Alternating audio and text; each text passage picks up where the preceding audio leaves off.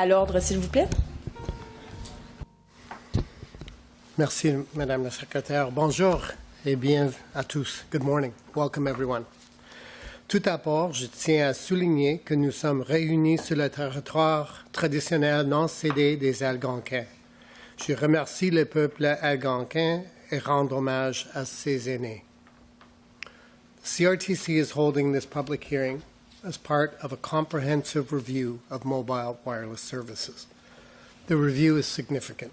Canadians, competitors, service providers are all paying close attention to it. Our objective is to ensure the regulatory framework enables sustainable competition that provides better prices and innovative services for Canadians, as well as continued investments in high-quality networks across Canada. Le cadre actuel des services sans fil mobile de gros a été établi en 2015. Ce cadre oblige Bell Mobilité, Rogers et TELUS à fournir aux concurrents des services d'itinérance de gros à des tarifs fixés par le CRTC.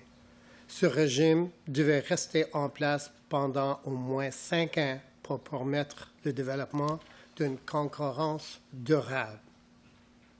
Since then, the CRTC has updated the wireless code, taken steps to make lower-cost data plans widely available to Canadians, and finalized wholesale roaming rates, all in an effort to empower consumers and ensure the marketplace continues to meet their needs.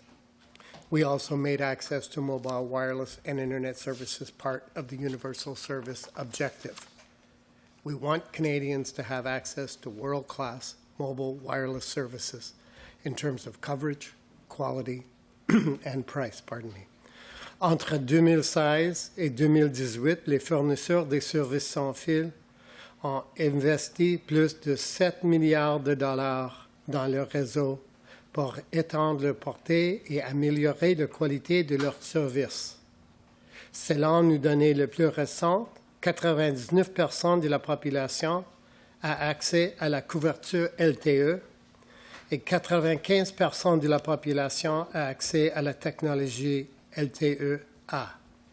Nous voulons nous assurer que les investissements dans les réseaux poursuivent enfin que la qualité de la vitesse des réseaux sans fil du Canada soit parmi les meilleurs au monde. In terms of price, there has been progress. Mobile wireless rates decreased by an average of 28% between 2016 and 2018. We remain concerned, however, that these price decreases may not be keeping pace with what is transpiring in other jurisdictions, and we want to see a broader range of affordable options for consumers. In light of these concerns and the fact that there has been limited resale competition in the market, the CRTC decided to move ahead with a review of the mobile wireless framework. Depuis que nous avons lancé cet examen, nous avons entendu des observations par de nombreux Canadiens et d'autres parties intéressées. En plus des nombreux commentaires qui ont été soumis dans le dossier public, plus de 20 000 Canadiens ont participé à une consultation en ligne sur leur service sans fil mobile. Un sondage téléphonique nous a également permis d'obtenir des opinions de plus de 1 200 Canadiens qui sont statistiquement représentatifs de la population canadienne. Les rapports de la consultation en ligne et de sondages téléphoniques font partie du dossier public. What we've learned from the telephone survey is that most Canadians who responded to the survey are satisfied with their cell phone provider and are not likely to switch providers. That said, we've heard loud and clear from Canadians that their cell phone bills are a concern to them. The vast majority of surveyed Canadians were of the view that prices for their cell phone service are not as competitive in Canada as they are in other jurisdictions, with 66% saying that Canada's cell phone prices are worse than elsewhere in the world.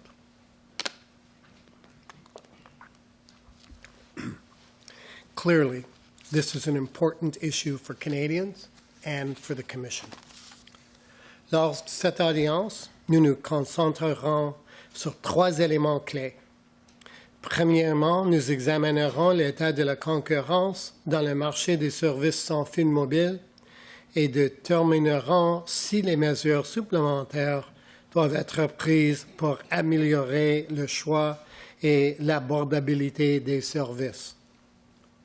Second, we will consider whether mobile virtual network operators, also known as MVNOs, should have mandated access to some or all wireless service providers' networks, and if yes, subject to what considerations. On this matter, the CRTC's preliminary view is that the national wireless service providers, Bell Mobility's Rogers and Telus, should be required to provide MVNOs with wholesale access to their networks, subject to certain constraints. Enfin, nous examinerons si les mesures réglementaires peuvent être nécessaires pour faciliter le déploiement de l'infrastructure de réseau 5G au Canada. Nous sommes à la veille d'une importante transformation technologique car les fournisseurs se préparent à déployer des réseaux 5G. À terme, ces réseaux ne traduiront pas les avantages considérables pour l'économie canadienne, les municipalités et les Canadiens. Notre pays doit être prêt. We have been developing an extensive public record during this proceeding and will continue to do so through this hearing and the final comments that will be filed by interveners. To all those who took the time to participate, we'd like to thank you. You're an important part of the proceeding, and we value your input. The CRTC will make its decisions in the public interest based on the evidence put forth on the public record during the entire proceeding. While some issues may be raised in a more prominent manner during this hearing, we will be looking at the entirety of the evidence found on the public record. Our goal is to ensure that Canadians indeed have access to a world-class communications system. Before we proceed, I'd also like to remind parties that the Commission has under consideration procedures from the Canadian Network Operators Consortium and Telecommunications. These requests seek disclosure of information filed in confidence by the Commissioner of Competition. A decision on these requests will be issued in the coming weeks. Enfin, j'aimerais faire quelques présentations. Le comité de l'audience se compose des personnes suivantes. Madame Christiane Leisner, vice-présidente Télécommunications. Christopher McDonald, conseiller région d'Atlantique et Nunavut. Joanne Levy, conseillère Manitoba et Saskatchewan. Alicia Barron, conseillère Québec. Et moi-même, Ian Scott, président du CRTC. Le personnel de conseil qui nous assiste comprend Jeremy Lendevey et Marianne Blais, gestionnaires de l'audience, Eric Bowles et Adam Belkovic, conseiller juridique, et Jade Roy, notre secrétaire de l'audience. J'invite maintenant Mme Roy à expliquer la procédure qui nous suivront. Merci. Madame la secrétaire. Merci. Bon matin. Before we start, I would like to go over a few housekeeping matters to ensure the proper conduct of the hearing. When you are at the presentation table, we would ask that you please turn off your smartphones. Le service d'interprétation simultanée est disponible durant cette audience. Nous désirons rappeler aux participants d'allouer un délai raisonnable pour la traduction lors de leur présentation à vive voix, tout en respectant le temps alloué pour leur présentation. Please note that the Commission will also be tweeting the documents during the hearing at CRTC hearings using the hashtags #CRTC. There is a verbatim transcript of this hearing being taken by the court reporter sitting at the table to my right. Please note that the transcript of each day will be posted on the Commission's website the following business day. Just a reminder that pursuant to Section 41 of the Rules of Practice and Procedures, you must not submit evidence at the hearing unless it supports statements already on the public record. If you wish to introduce new evidence, as an exception to this rule, you must ask permission of the panel of the hearing before you do so. Please also note that if parties undertake to file information with the Commission in response to questioning by the panel, these undertakings will be confirmed on the record through the transcript of the hearing. If necessary, parties may speak with Commission legal counsel at a break following their presentation to confirm the undertakings. Any undertakings will be due on March 10th. Parties are advised that 4 exhibits will be posted shortly on the Commission's website, which will be referred to during the hearing. Exhibit 1, A and B, posted wireless service providers' prices, are 2 price surveys conducted by CRTC staff. They include planned prices as of 21st November 2019 and 13th February 2020, as posted on certain wireless service providers' websites. The second exhibit, subset of occasional use plans, is a non-exhaustive list of occasional use plans currently offered by wireless service providers under $15. Pièce 3. Résumé des plans proposés par les groupes de consommateurs. Comprend la liste des forfaits sans fil proposés par les différents groupes de consommateurs dans le cadre de ce processus, ainsi qu'un résumé des composantes et prix des forfaits suggérés. Finalement, pièce 4. Engagement. Fournit une liste des engagements auxquels les parties qui comparaissent à l'audience devront fournir des réponses s'il y a lieu d'ici le 10 mars. All the exhibits will be available in the back of the room and in the examination room, and they will be posted shortly on the Commission's website. And now, Mr. Chairman, we will begin with the presentation by the Competition Bureau. Please introduce yourself and your colleagues, and you have 20 minutes for your presentation. Good morning, Chairperson Scott, Vice Chair Leisner, Commissioners, Commission staff, and Counsel. My name is Matthew Boswell, and I am the Commissioner of Competition at the Competition Bureau of Canada. Before I begin, let me introduce the members of our panel.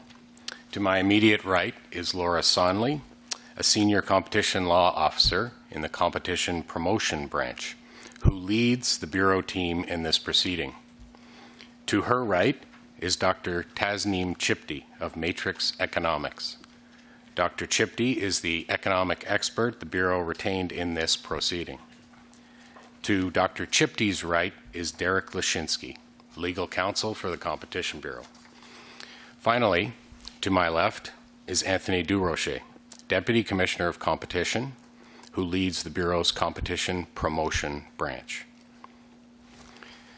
This proceeding involves a complex industry and a complex set of issues, analyzed and interpreted by a group of stakeholders with highly divergent perspectives. While most stakeholders agree that the benefits of competition in this industry, such as lower wireless prices, more choice, and high-quality networks, improve the welfare of Canadians, there is little consensus on just about anything else. This is why the Competition Bureau has placed such importance on our participation in this proceeding. Evidence and impartiality is needed to make sense of this complexity and this multiplicity of views.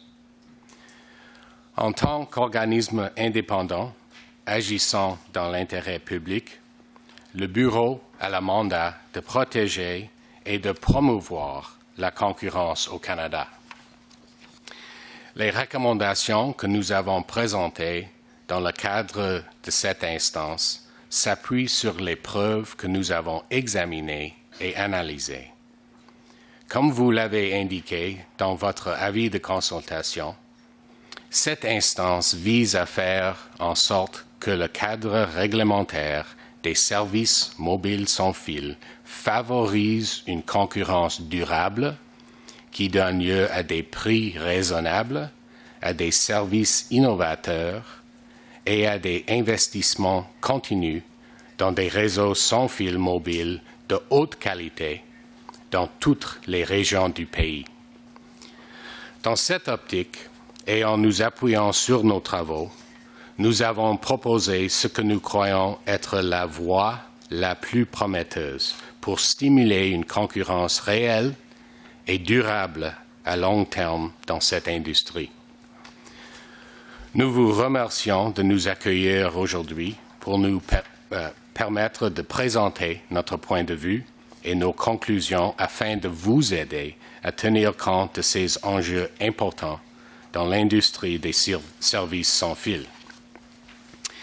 Évidemment, nous sommes conscients que d'autres enjeux de cette instance dépassent notre mandat et notre expertise.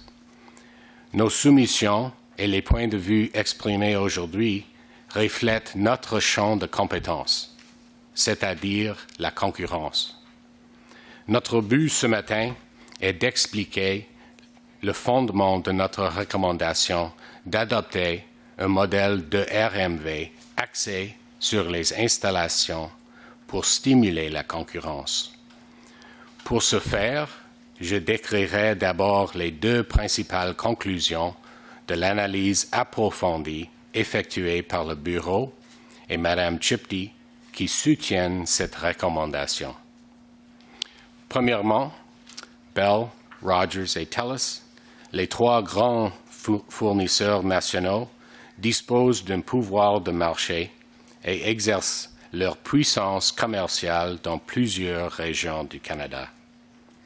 Deuxièmement, les entreprises perturbatrices du secteur sans fil dotées d'installations régionales entraînent une importante concurrence des prix là où elles offrent leurs services en ébranlant le pouvoir de marché des trois grands.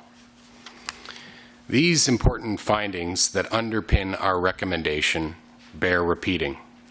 First, Bell, Rogers, and Telus, or the Big Three, exercise market power in many areas across Canada. Second, regional facilities-based wireless disruptors drive significant price competition where they operate by challenging the Big Three's market power. Our analysis began with a foundational question. Is there a competition problem in Canada's wireless industry?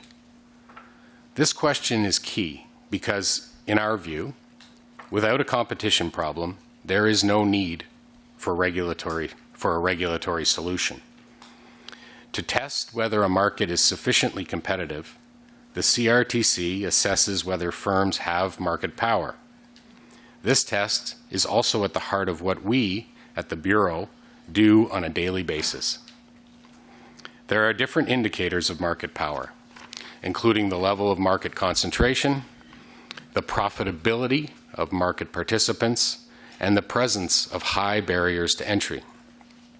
By any measure, the wireless industry in Canada is highly concentrated, very profitable, and it is extremely difficult to enter given, among other factors, the need for spectrum and capital-intensive network build-outs. These indicators of market power are reinforced by Dr. Chipty's in-depth quantitative analysis using wireless carrier data made available to her through this proceeding. Dr. Chipty tested for market power by assessing whether and how the Big Three react to increased competition. Dr. Chipty consistently found that they significantly lower their prices when faced with increased competition from regional facilities-based wireless disruptors, such as Videotron and Freedom Mobile. This solidified the Bureau and Dr. Chipty's finding that the Big Three possess market power in many markets across Canada. Having concluded that there is a competition problem in the industry, we next assessed how it should be addressed, keeping in mind the need to balance increased competition with the incentive to invest in Canada's high-quality networks. Depending on a stakeholder's viewpoint, the recommendations that have been put forward fall within a spectrum, from broad MVNO access to no change to the status quo. The Bureau's perspective is that regulators should only intervene when necessary and based on the best available evidence. In the wireless industry, that would mean that facilities-based competition is the preferred solution if it is working, which brings us to the Bureau's second key finding. Facilities-based competition from wireless disruptors is creating a marketplace where Canadians can enjoy the benefits of competition, including lower prices and more choice. The evidence we analyzed painted an encouraging picture of the significant progress made since the CRTC's last wireless review 5 years ago. The evidence demonstrates that Canadians are choosing facilities-based wireless disruptors more and more. 5 years ago, Videotron had around 10% of Quebec's subscribers, and Freedom, formerly Wind Mobile, was approaching 800,000 subscribers. Since then, both of those numbers have nearly doubled. Further, the evidence demonstrates that the Big Three are clearly responding to competition from facilities-based wireless disruptors. Dr. Chipty estimates that Canadians pay, on average, 10% less for a gigabyte of data, where a wireless disruptor has achieved a 5.5% market share compared to areas without a wireless disruptor. This benefit increases to a 65% savings, where a wireless disruptor has achieved 20% market share.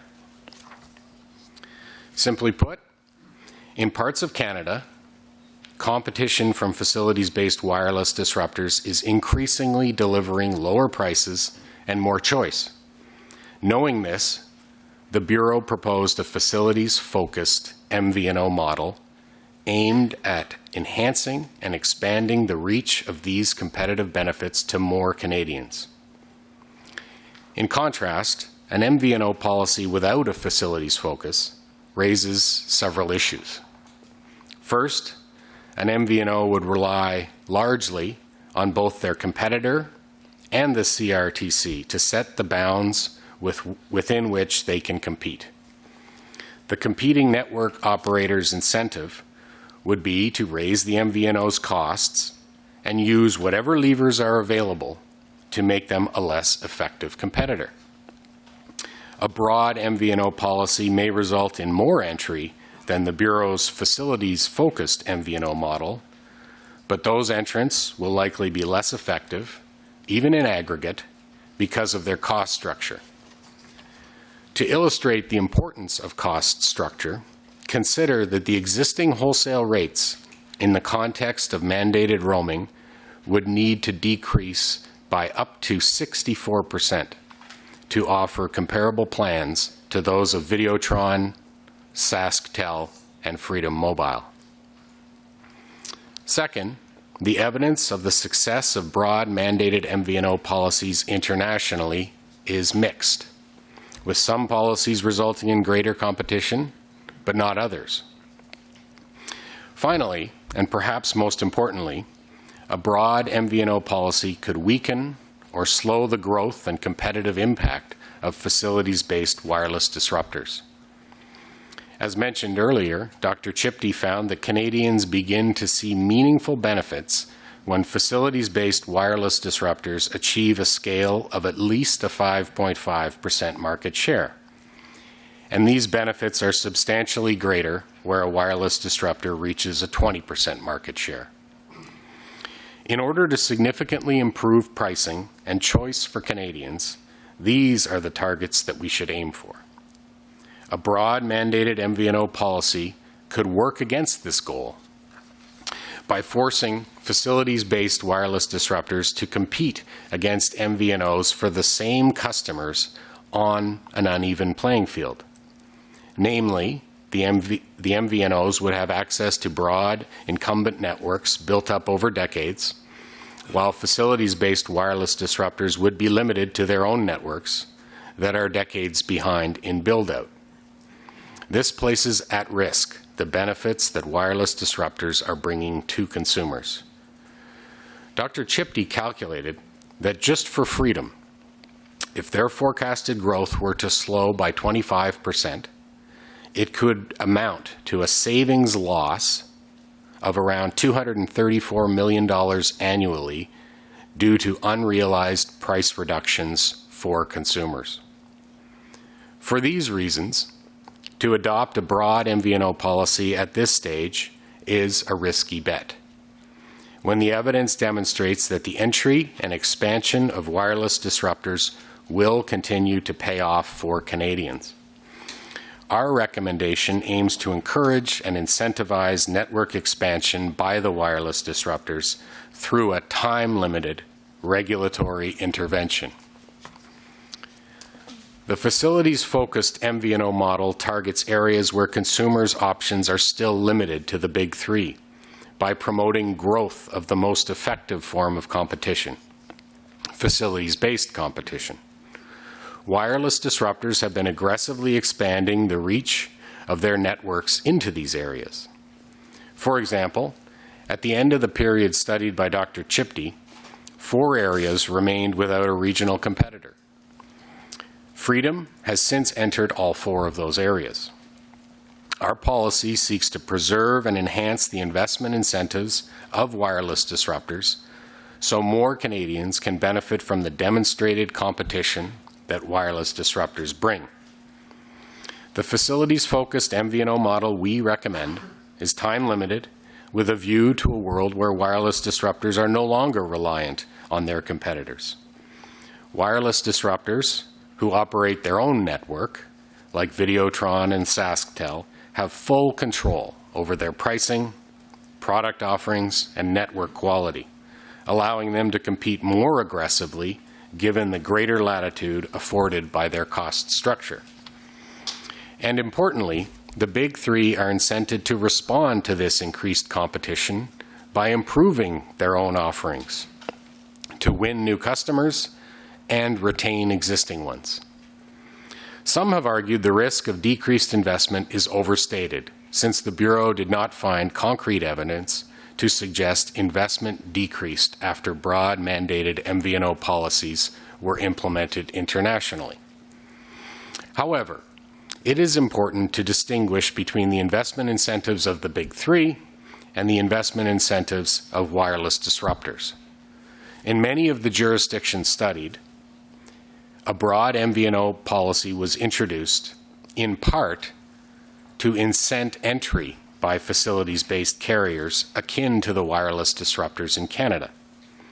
Our international findings regarding investment, therefore, may provide some indication that the investment incentives of the big three are unlikely to be impacted by a broad MVNO policy, but do not provide much insight into the impact on the investment incentives of facilities-based wireless disruptors. Lastly, in terms of additional remedies, we believe certain measures aimed at lowering barriers to entry and expansion and reducing switching costs for consumers could improve the level of competitive intensity in the industry. In this respect, we specifically note mandated seamless handoff, tower sharing and site access rules, roaming rates, and device decoupling as issues warranting your consideration to enhance competition. En conclusion, le Bureau recommande une politique qui encourage et incite une concurrence axée sur les installations et portée par les entreprises perturbatrices déjà en activité dans le secteur des services sans fil. Nous estimons que la preuve présentée à cette instance a démontré que la concurrence fondée sur les installations assurée par ces entreprises perturbatrices est efficace et que cette conclusion devrait guider la voie d'avenir. Par conséquent, nous recommandons une politique de RMV qui est axée sur les installations, par opposition à une politique nouvelle et plus spéculative qui n'a pas été mise à l'épreuve dans le contexte canadien et qui a donné des résultats mitigés ailleurs dans le monde. De plus, nous recommandons cette approche puisque un modèle de RMV plus vaste pourrait mettre en danger les effets concurrentiels démontrés par les entreprises perturbatrices des services sans fil.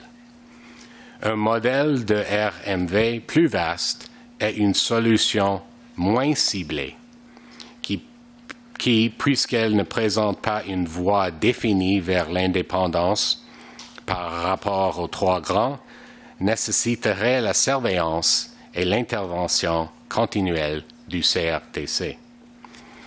L'incitation et l'accélération de la croissance des entreprises perturbatrices dotées d'installations sont la voie d'avenir la plus prometteuse.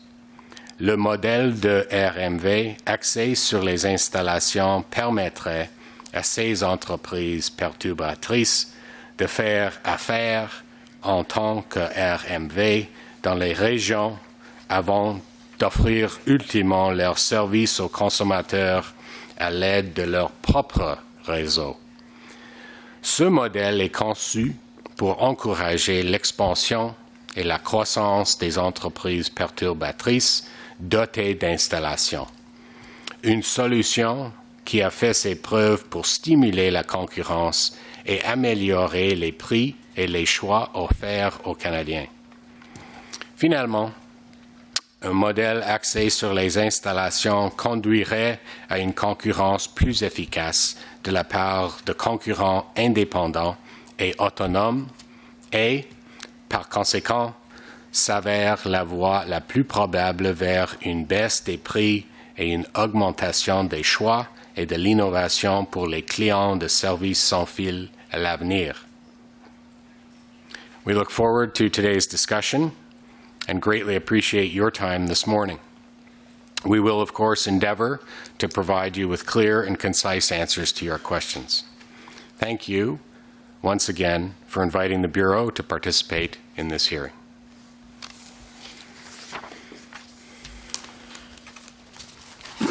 Thank you. Thank you very much. Thank you for the presentation. And I should take a moment to thank the Bureau for its extensive engagement in this, in our process, and its contribution to building the record on which we'll make our decision. It's you do indeed, as a government institution, have a great deal of expertise with respect to competition policy, and we plan to benefit from it. And I appreciate your engagement.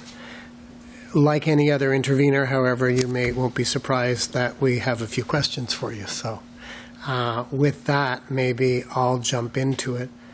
I was going to begin by almost summarizing your position, but you've done that very well in your opening remarks. But I'd note at page 6 of your presentation, you described Dr. Chipty's findings as the big three possessing market power in many markets across Canada. And maybe that's where I'll begin. I was going to ask you if it's fair to say that a summary of the Bureau's position is that the big three generally have market power. I think the answer to that is clearly yes on your part, with the exception, though, of a few CMAs where there's a fourth carrier strong enough, a facilities-based carrier strong enough to offset or to have you reach a conclusion that there isn't market power.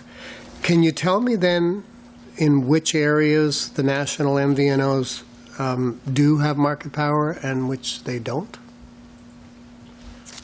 Perhaps, thank you very much, Chairperson Scott.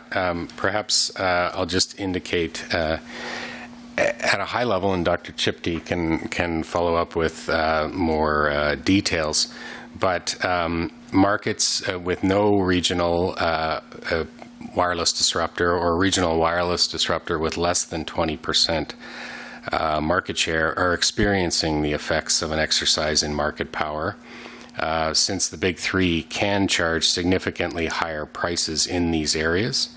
And it's my understanding, as you made reference to, sir, that this effectively, from Dr. Chipty's observations, includes all markets except a few cities in Quebec, Saskatchewan, and Northern Ontario.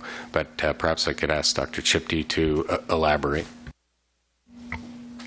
Yeah, yes, hi, I'd like to very much elaborate. So I want to be a little careful in describing these cities where there is a large regional incumbent as cities where the big three are not exercising market power. I don't think that the evidence is able to let you reach that definitive a conclusion.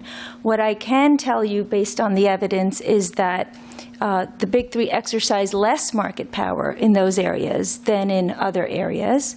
Now, generally speaking, if we were to look outside of this particular industry in Canada, if you had encountered a marketplace with 4 firms, you would still consider the possibility of the incumbents exercising market power.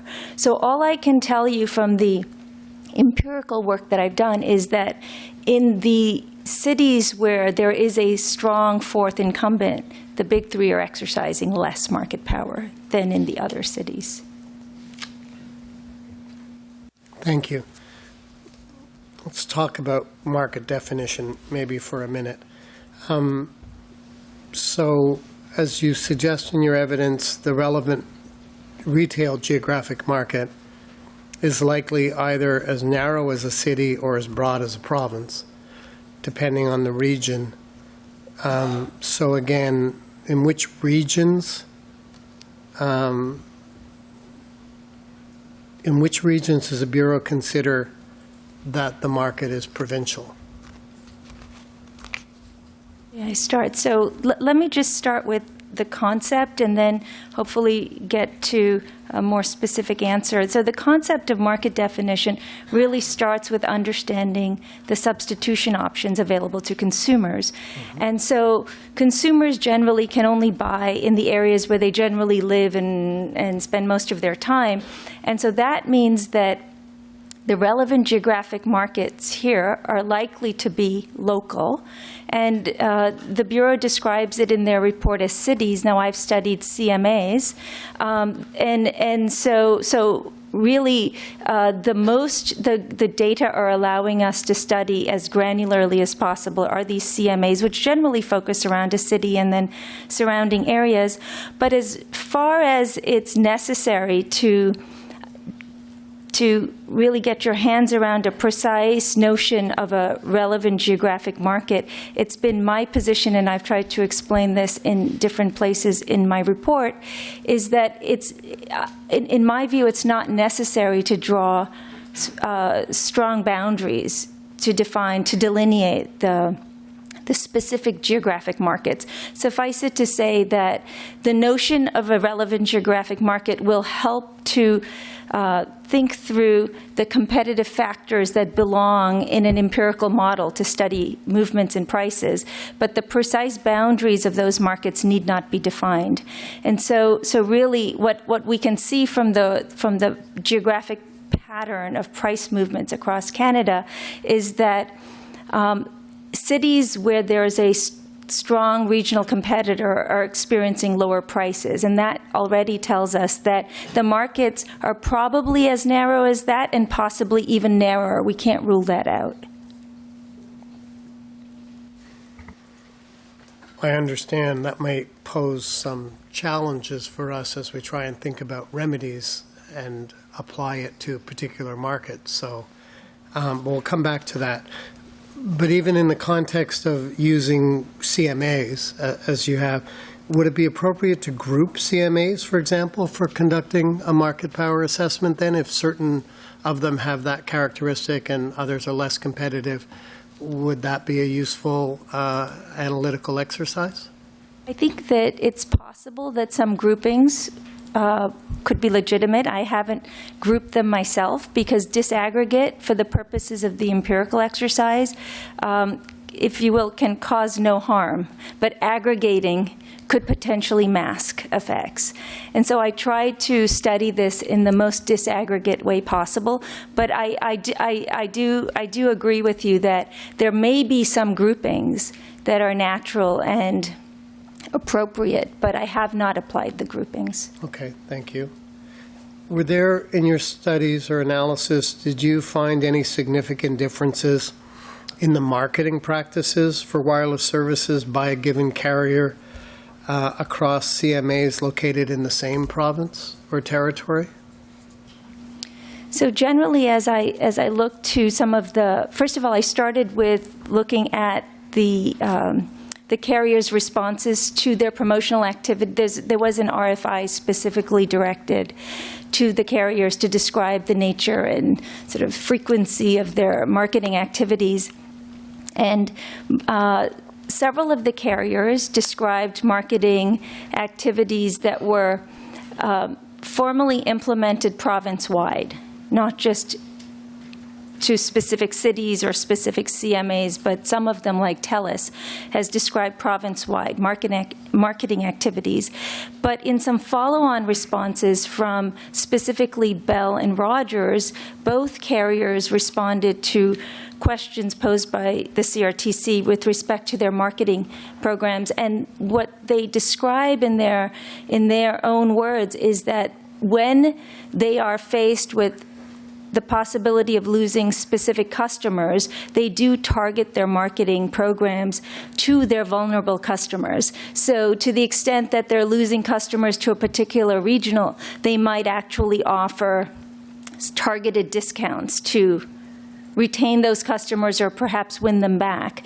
And so the collection of all of this information just led me to believe that by and large, there's a whole variety of marketing going on by the carriers, some of which is very targeted and some of which is province-wide. Thank you. Thank you again. My voice cracks. It's not because I'm being emotional. I have a bit of a cold. So going back to that analytical framework, are there disadvantages to this two-pronged approach of market definition, or in the sense, in particular, I'm concerned or trying to get my head around what it means in terms of the market analysis and the implementation of any remedies by adopting such an approach? So I think that this, I think what you mean by the two-pronged approach, is market definition of provincial or CMAs. I see. So I think there are two different purposes of sort of getting your head around market definition, and one of them is to assess market power. Mm-hmm. And I think for the purposes of assessing market power, I don't see much benefit in sort of distinguishing between the specific boundaries of a geographic market. I think that, I've provided direct evidence of market power, and the Bureau in its submission has described a variety of indicia both at the CMA and the province level and nationally, which would lead you to the same conclusions. So I think with respect to market power, I don't see much value in sort of picking precisely the boundaries of the markets over which a market power assessment is made. But with respect to the remedy, I understand your question, and I think that one would have to look more carefully at the pattern of regional presence, regional competitor presence. And, I've shown you some of this evidence. I've compiled it from the RFI responses in Exhibit A1 and in Exhibit 3 of my report. And I think that, depending on what the ultimate policy objective is, there are certain regions of Canada that could be carved out, if you will, given a specific policy objective.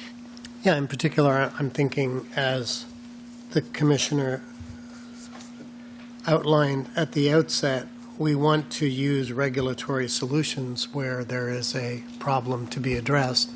And if we're not confident that there is market power in a particular CMA or other defined area, then obviously it brings into question the need or the nature of any remedy.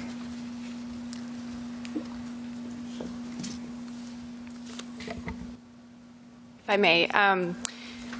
I think that's a natural outcome of our remedy, is that our proposed remedy is that it does target the areas where we've identified more significant problems. So you may see less entry in Quebec or Saskatchewan, for example, because the carriers and the regional carriers in those territories own spectrum exclusively in those areas. So there's not really a prospect for them to continue building.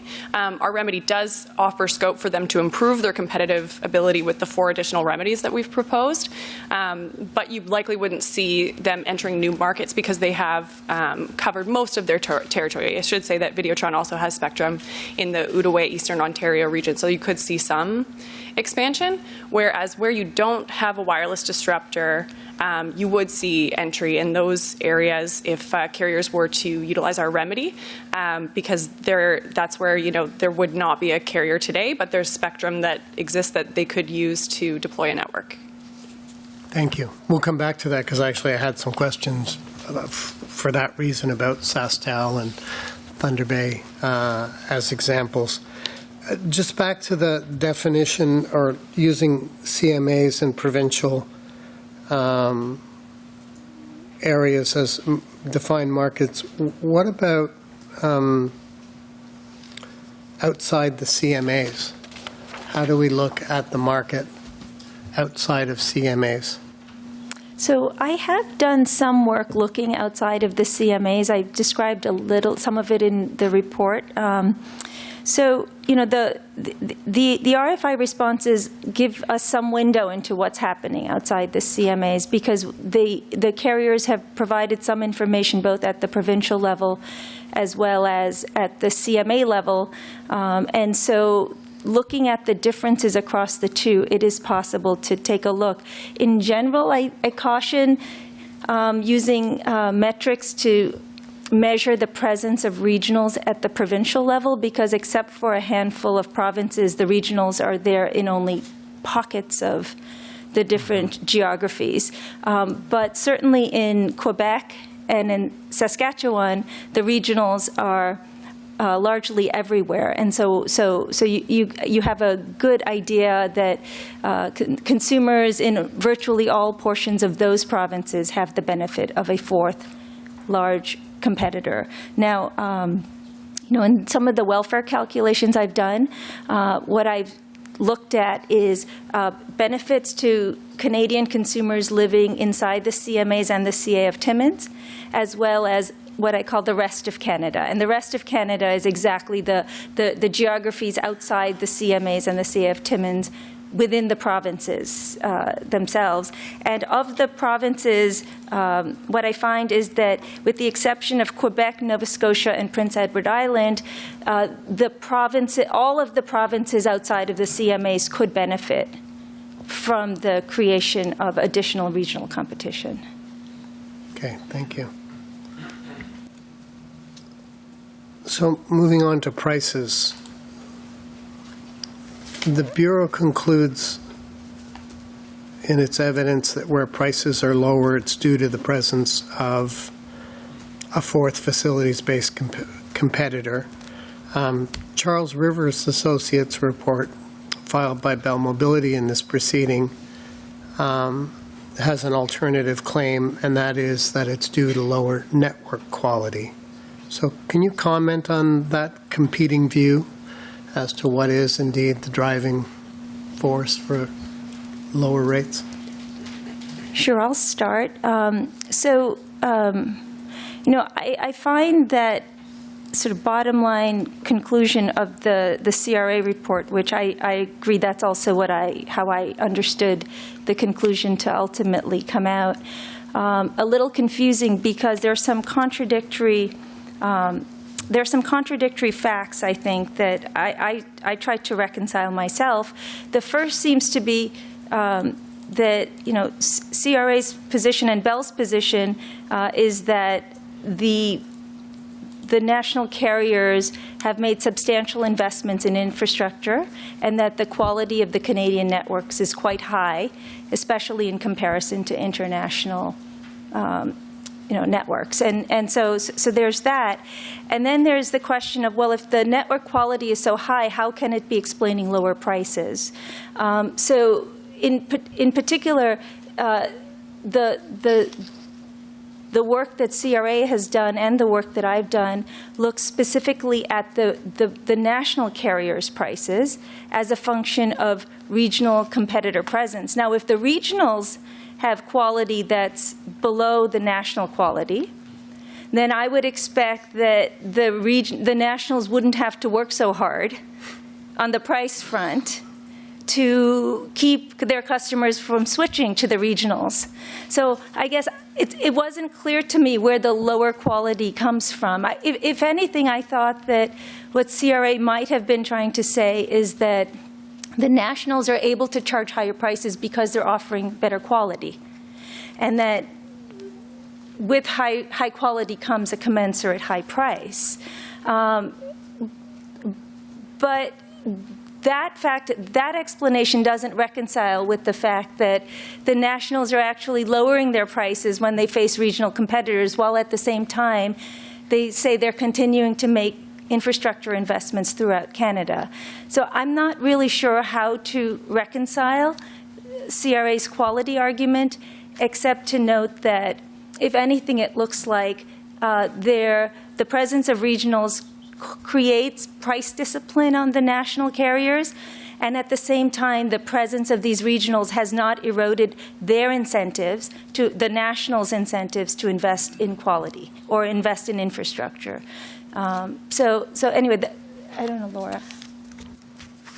I think a distinction between what Dr. Chipty has done in her study and what was done by Ms. Sanderson from CRA is to look, Ms. Sanderson looked carrier by carrier, whereas Dr. Chipty is looking at the reaction by the big three to additional competition. So you could envision that some of the results from the CRA analysis would be driven by the fact that regional carriers tend to have lower quality networks than the big three. So if the result is that low quality or high quality is explaining price differences on a carrier by carrier basis, that's a distinct finding than what Dr. Chipty has found, which is that when you have competition from a wireless disruptor, quality doesn't decrease in response. So I think it's looking at two different questions, and I don't think the Sanderson findings are necessarily surprising, because we do know that regional carriers tend to have lower quality, given that they're decades behind in trying to build their networks. So it makes sense that you would see a relationship between those two things. Okay, thank you. As you mentioned, network investment, it reminded me that I missed one question that I wanted to ask, moving backwards a little bit to market definition.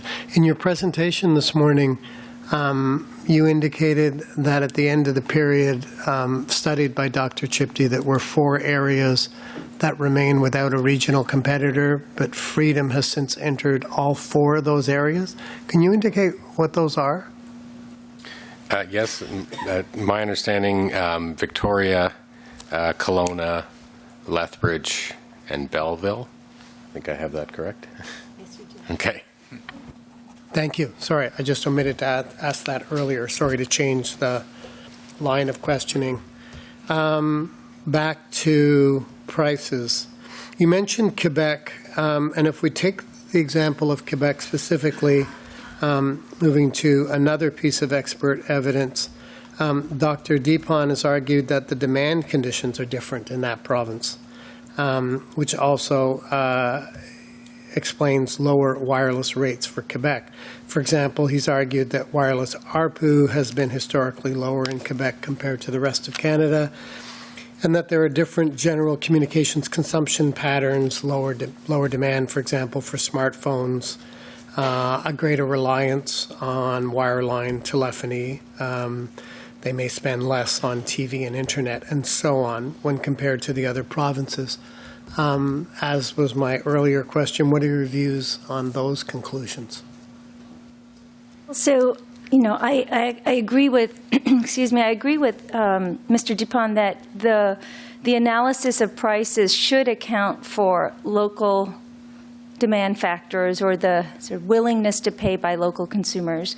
And when I first set out to build the regression analysis, I actually sort of looked very broadly to the types of factors that have been studied in Canada in terms of explaining willingness to pay for wireless services. I also took into consideration, studies outside of Canada that have been conducted in not just telecommunication services, but similarly situated industries that involve monthly recurring fees paid by consumers for certain services.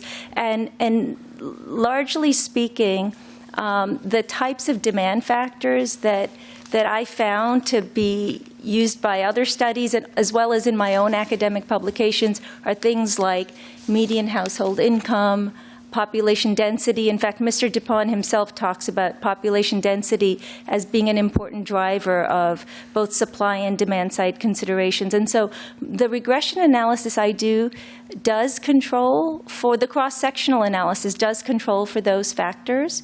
And what I'm finding are differences above and beyond controlling for those factors. Now, in the difference in difference analysis I do, difference in difference is a method that does a controlled experiment slightly differently from the cross-sectional regression analysis.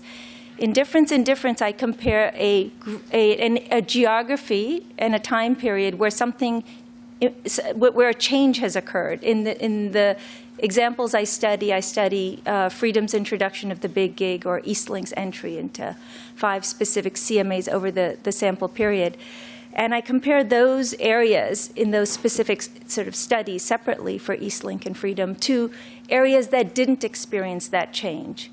And I do some testing of the fundamentals to see if those areas, the control areas and the treatment areas, were moving similarly before the treatment, which also gives you an ability to check whether sufficient underlying factors are the same before you try to draw a causal connection between whatever it is we're studying. In the cross-sectional study, it would have been the presence of regional carriers by differing degrees, and in the difference in difference, it would be the implementation of the big gig plan by Freedom or the entry by Eastlink. And so I think that in principle, I agree with Mr. Dupont that I should and one should try to control for important differences.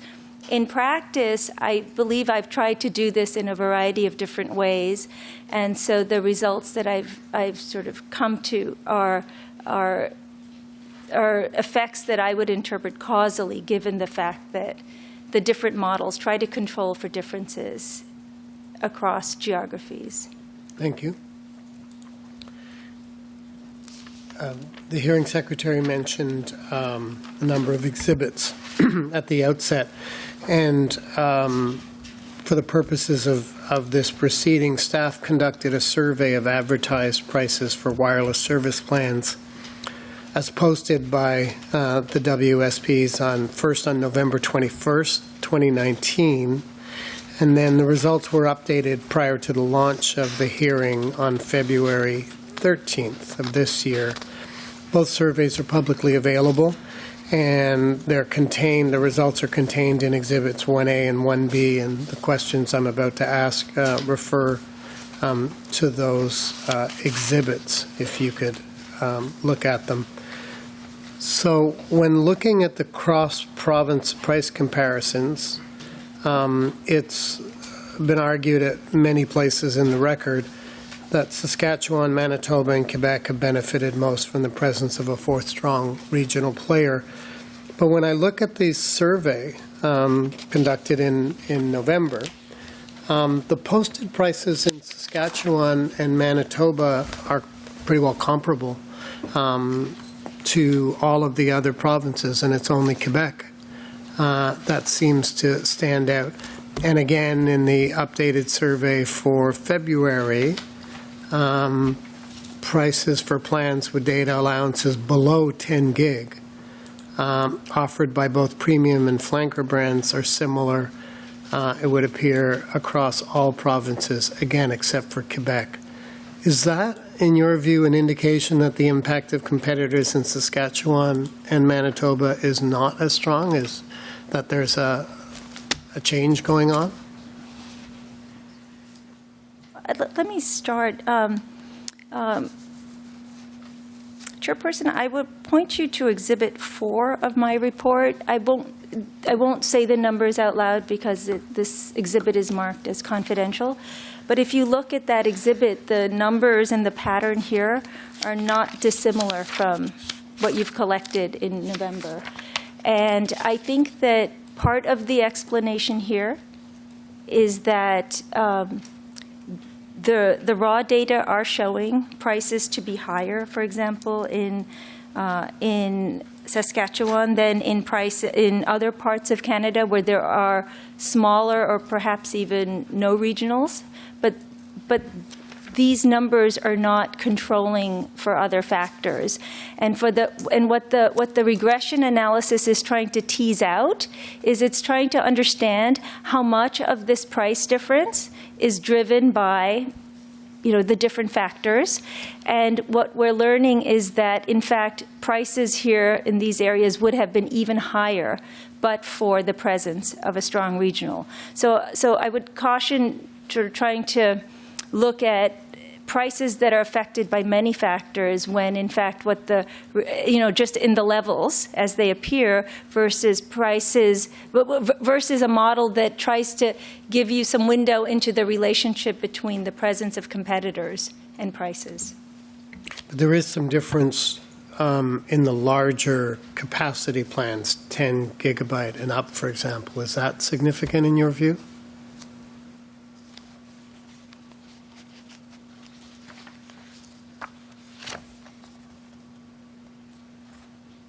Sorry, could I ask you to explain what you mean by large difference? I'm just asking, you don't need to look at the exhibit. Is there a difference whether it's large plans, large capacity plans versus, or across the board? Is there anything unique about the performance in those markets with big gig offers? Right. So let me. I'm not sure is the answer, but let me try to give you some facts that I think may help put some contours on an answer. One of the things that comes out from the empirical work that I've done is that really the regionals are in many ways putting greater pressure on the nationals through their flanker brands. And the flanker brands are the, if you will, the fighter brands, the brands where perhaps, the brands that are perhaps targeted towards the more price-sensitive customers. Mm-hmm. So it is certainly possible that, in fact, we see all of the carriers, not just the nationals, we see all of the carriers implementing menu of offerings that are essentially attempting to sort consumers based on their own tastes and their willingness to pay. Now, the price analysis that I've done and that's amenable to study given the CRTC's data gathering is really an average price at the brand level. And so what it does is it's an average across the different plans that you're describing here. So the RFI responses aren't at the plan level. And so what I'm measuring and what all of our work has been focused on is to look at the effect of regional competition on average brand level pricing by month, by geography. And so really, to the extent that the regionals are placing more pressure on a certain type of plan, we would only be able to measure that effect if that effect was strong enough to be measured in the average. If I could just add to your question regarding the reduction in the regional variation in pricing, I think that was something that was very interesting to us in comparing our study here to our study in 2017 of Bell MTS, where we did not find that the big three were reacting in a significant way to freedom, and that's why they were not listed as a strong regional competitor, whereas in this study, we are finding indications that the big three are responding to freedom. And some of the information that we received about advertising shows that competition is now occurring on a more localized basis, which does make sense given that Freedom operates on more of a city basis. And you see other competitors, or sorry, other regional carriers across provinces that have a similar type of footprint. So it seems that there may be some more targeted promotions that are occurring. That's just something I wanted to draw your attention to. Thank you. And what about the fact that, in the case of SaskTel, it's a Crown-owned corporation, or in the case of T-Baytel, it's municipally owned. Does that influence? Is there anything in your study that suggests that influences pricing? Is there an obligation to taxpayers, or is there anything that you found that would inform us on that? Yeah. So in my experience, even beyond telecom, the governance structure, or the underlying ownership structure has ultimately not been relevant. I'll give you a very sort of common question I get in healthcare. If you have a not-for-profit, does that somehow make it a different, kind of organization to study? And in my experience, the ownership structure of the firm rarely matters in these types of studies. I'm not saying it could never matter, but in my experience, it rarely matters. And what we found here is that, in fact, what really matters is not who owns the carrier or what the history or the genesis of the carrier is, except for the fact that what matters is the size and the scale the carrier has been able to achieve. And I think what's interesting about the government-owned and in the examples you gave is that those are exactly the regionals that were able to achieve the substantial regional scale that they have achieved. And that's what, to me, makes them unique. Thank you. Starting when you say ownership doesn't matter, it would probably make a whole bunch of heads of Crown corporations in Canada uncomfortable, but I understand the response. So going back to the Bureau's November submission, you indicate that the matrix study finds significant price reductions in markets where a fourth competitor has a 5.5% penetration rate, and that the price differential is larger if the competitor can attain a 20% penetration rate. And you summarized those findings this morning for us. So a question I'm struggling with is, at what level of price reduction do you feel there's no longer market power?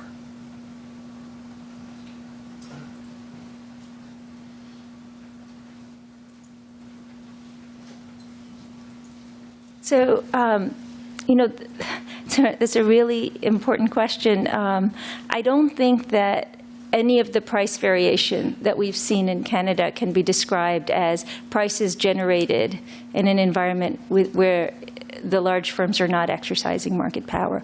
All we can say is that there are some areas where they exercise more market power and some areas where they exercise less market power. I don't think we have the ability to tell you what a purely competitive price is. I understand, but it leaves me still without, I'm just trying to get a sense of at what point do you believe that market power, what's the measure? Where is the bright line for us as regulators? I think what we've said in our report is the competition problem is clear where a wireless disruptor has under 20% market share. When you exceed that threshold, it's more difficult, as Dr. Chipty has described, because what we've done here is a relative assessment. So on the end of the spectrum where you have higher market shares, it's more difficult to say that there is not a market power problem. I'm just struggling because if we get to 30% share loss, do we then continue to need to have regulatory measures? I know I'm persisting. You're answering a slightly different question in terms of we don't know. I guess I'm trying to figure out, when do we know? Is there a magic number, or are you suggesting that there isn't? We won't have a bright line in that sense. Yes, if I could answer it slightly differently still, I think that in the policy consideration, as you think about the costs and benefits of sort of incenting additional entry, I think what the results show is that the incremental gains are going to be substantially larger in areas with relatively less regional penetration today, so that as you're making that sort of, as you're balancing those risks, the gains to consumers in areas where there already is a very large incumbent regional are going to be lower than the gains to consumers in other areas. And so in balancing those risks, I think you may want to treat the areas with the large incumbent regionals differently. Okay. Is there anything, does your analysis change in any sense as a result of the recent introduction of, call it unlimited or wireless plans with no overage charges? Obviously, that's been a significant event in pricing in the mobile wireless market in Canada, and it's quite recent. Does that change or impact your analysis in any way? You know, I've been thinking about this, especially because some of the interveners have raised these same questions, and I guess I have several thoughts on this. The first is that you know, the recent events, the 2019 events, where the national carriers have in part simplified their plan offerings and in part moved to this unlimited data plan structure, to me is very related to how they reacted just 1 year earlier in reaction to Freedom and its big gig plan. So I actually, as I look back over the last several years, I see some innovative products coming out, in part because of the regional disruptors, and in part I see innovative products coming out because of the different ways in which consumers are using data plans. And so it's hard to really separate out how much of this could have happened organically or would have happened anyway versus happened because of regional competition. And then, so I guess it's not so clear to me that just because the large carriers have now moved towards those types of plans negates the value of regional competition and incenting more of it. And the other thought that I've been really trying to clarify for myself is that when you move to an unlimited plan with data throttling, that's really what it is, that if consumers use it up to a certain amount, the speeds are slowed down for them. That is implicitly, if you will, raising price for consumers who actually want to use higher amounts of data.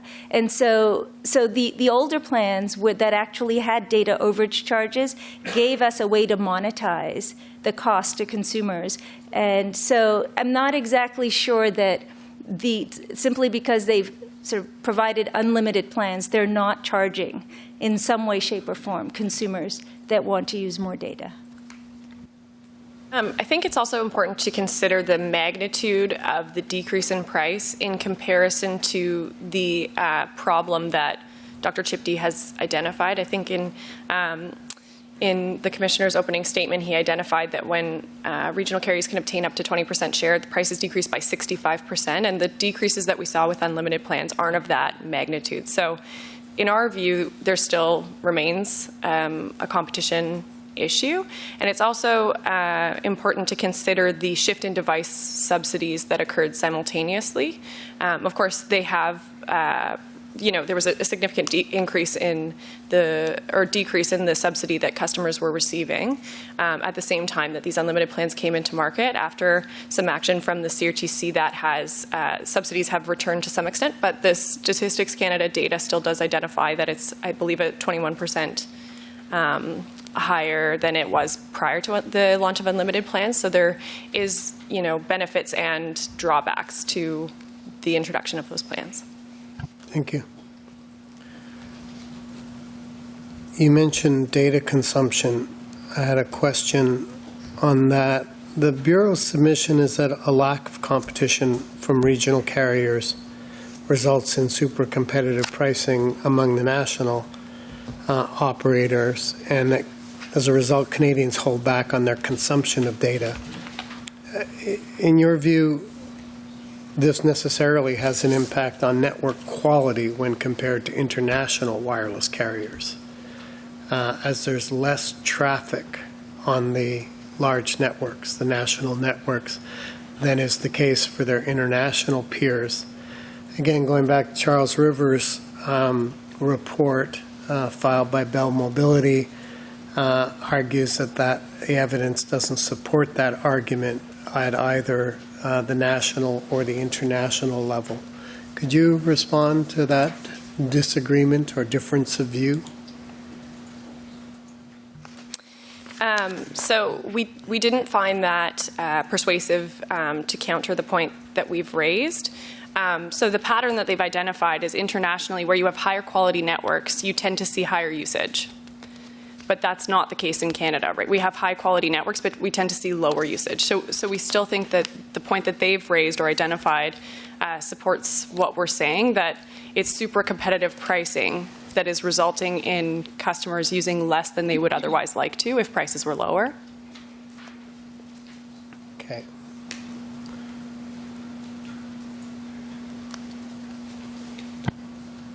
Also, in your November submission, you indicated that it was unclear to what extent that the downward trend in price per gigabyte can be attributed to an increase in competition. You provided technological advances as an example of a factor that's likely had an impact or contributed to those cost reductions.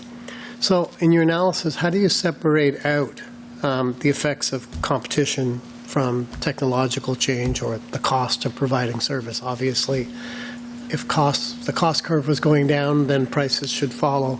How do you account for that? Right. So the regression analysis tries to account for two types of movements in costs that might explain differences in prices.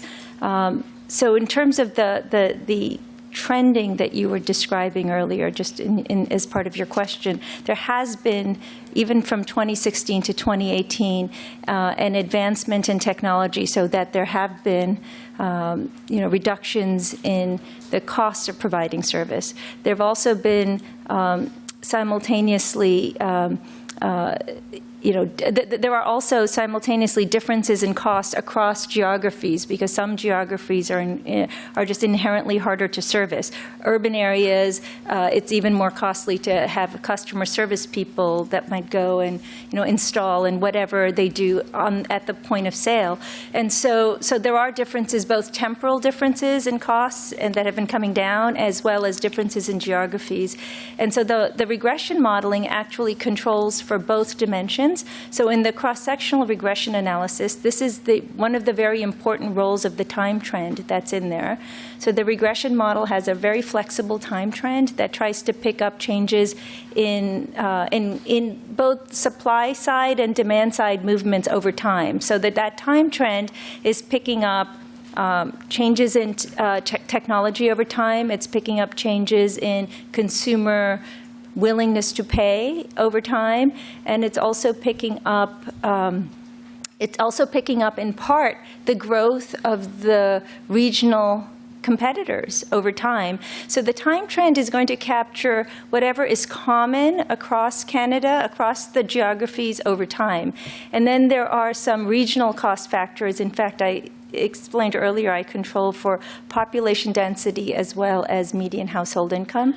Both factors are correlated with both the supply side but also the cost side factors.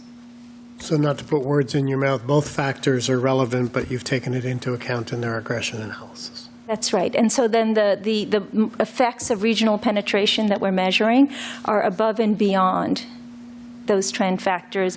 And to the extent that the trend factor is absorbing some of the sort of trending in the regional presence, in the growth of the regionals, then the direct estimates that I have on the benefits of regional competition are actually understated, because some of the effect is being captured by the trend factors. Thank you. let's move to profits.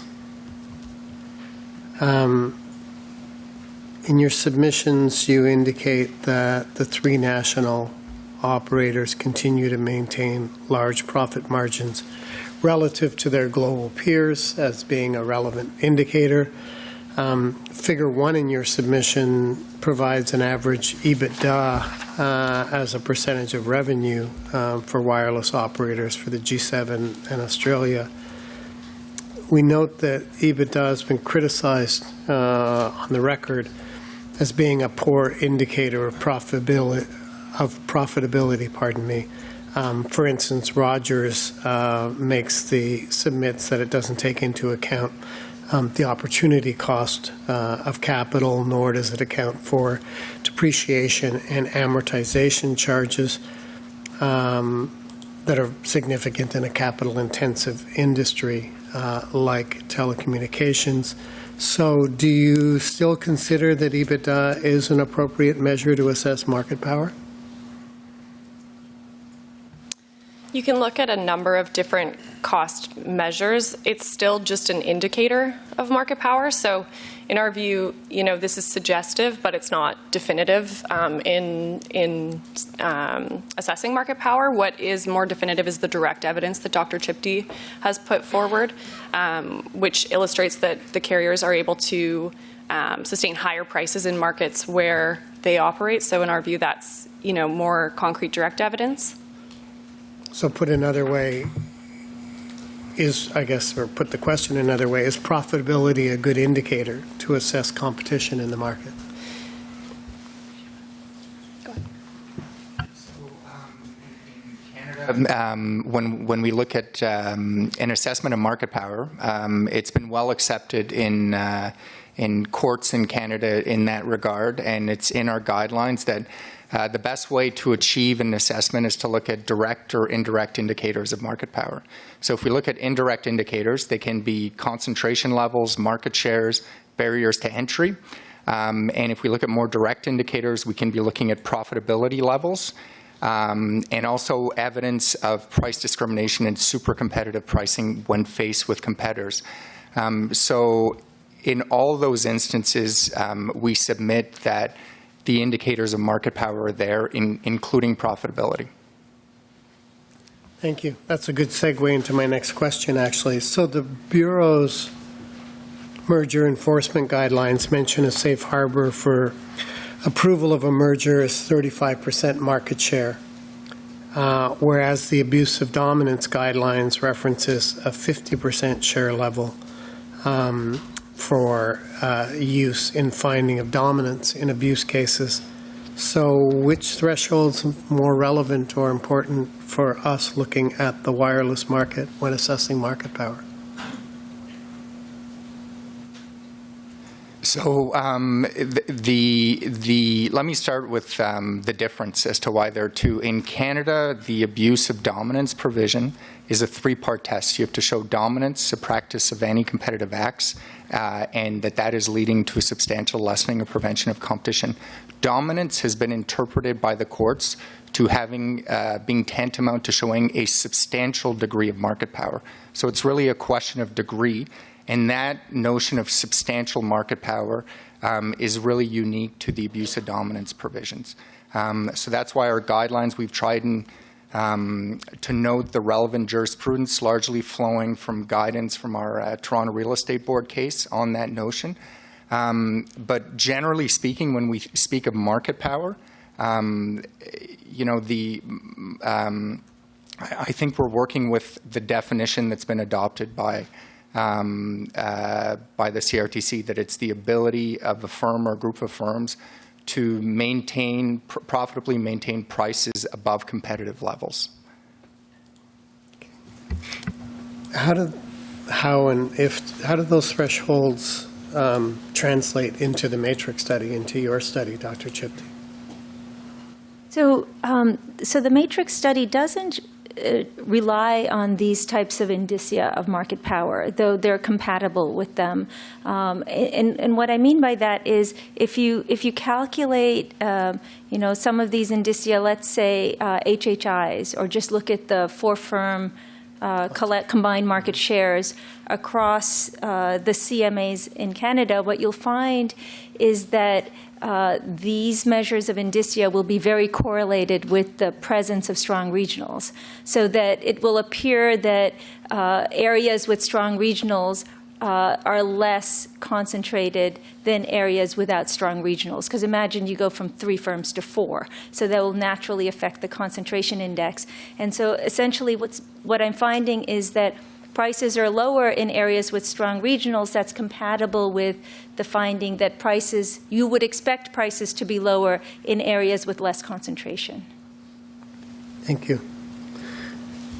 I think it also bears noting that the thresholds identified in the mergers enforcement guidelines and the abuse of dominance guidelines are in part the Competition Bureau giving direction to the market about its general approach to how we'll approach an industry. So these thresholds serve the purpose not necessarily of creating a safe harbor. Once you're there, you're free. Rather, it's to help the market have a general understanding of how the Bureau will approach a complex assessment, such as the one it has done here in the context of a more complex and holistic analysis. Okay, thank you. But to make it maybe a little more specific, would you, in your view, would you say that SaskTel and or T-Baytel have market power in their respective operating territories?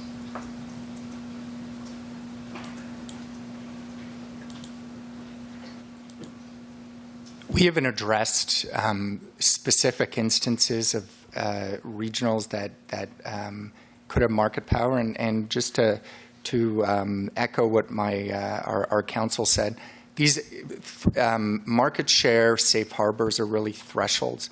And I think what is more important and meaningful for us in the context of our everyday work is to look at what does the evidence say about rivalry within a given market. And so, if we look at a specific wireless market in Canada, what is noteworthy for us is to look at the vigor of competition within that market. And I think if we look at evidence in Saskatchewan or in Quebec or in Northwest Ontario, I think there is evidence of meaningful competition,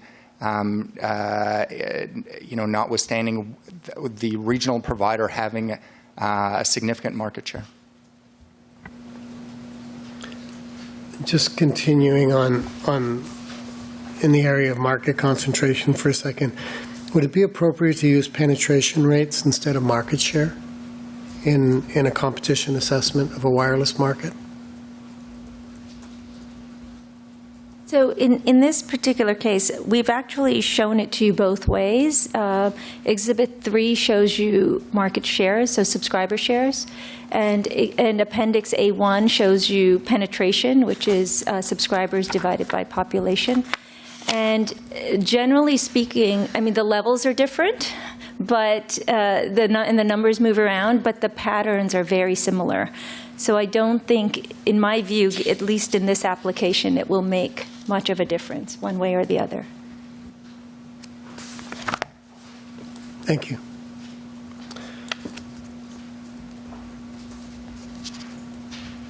On CapEx, you indicate, again in your November submission, that the national MNOs don't appear to have a higher capital intensity than their international peers, that they rank basically in the middle of the pack. But there's a report submitted by TELUS that argues that higher capital intensity internationally could reflect the fact that providers in foreign jurisdictions were lagging behind Canada in 4G development. Do you agree with that explanation? I don't think we agree with that explanation. It's a useful, another useful measure to look at is per capita spending per carrier, and Canada is quite high in per capita spending, but low capital intensity. So if you look at both metrics, I think it's informative that that is not a likely explanation. Thanks. Coordinated behavior area you have lots of expertise in. How critical is a finding of coordination to a joint dominance determination?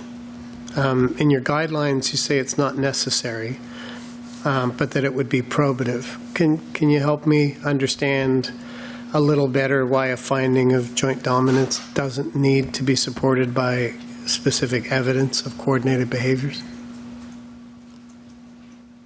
So joint dominance in Canada has been untested before the court so far. And we recently revised our abuse of dominance guidelines. And what we wrote in our section on joint dominance was a matter of much internal debate and external consultation. Largely, we think that it is important to keep a certain degree of enforcement discretion on how to interpret joint dominance, and it really would be a matter based on the set of facts at hand. As I said, this is a nascent area of the law, and it's one that we want to tread very carefully for the time being. I understand, but you've given a number of examples in your submission that support a view of joint dominance. What's the difference in your view between intentional signaling and conscience parallelism? So that's a very, very good question. The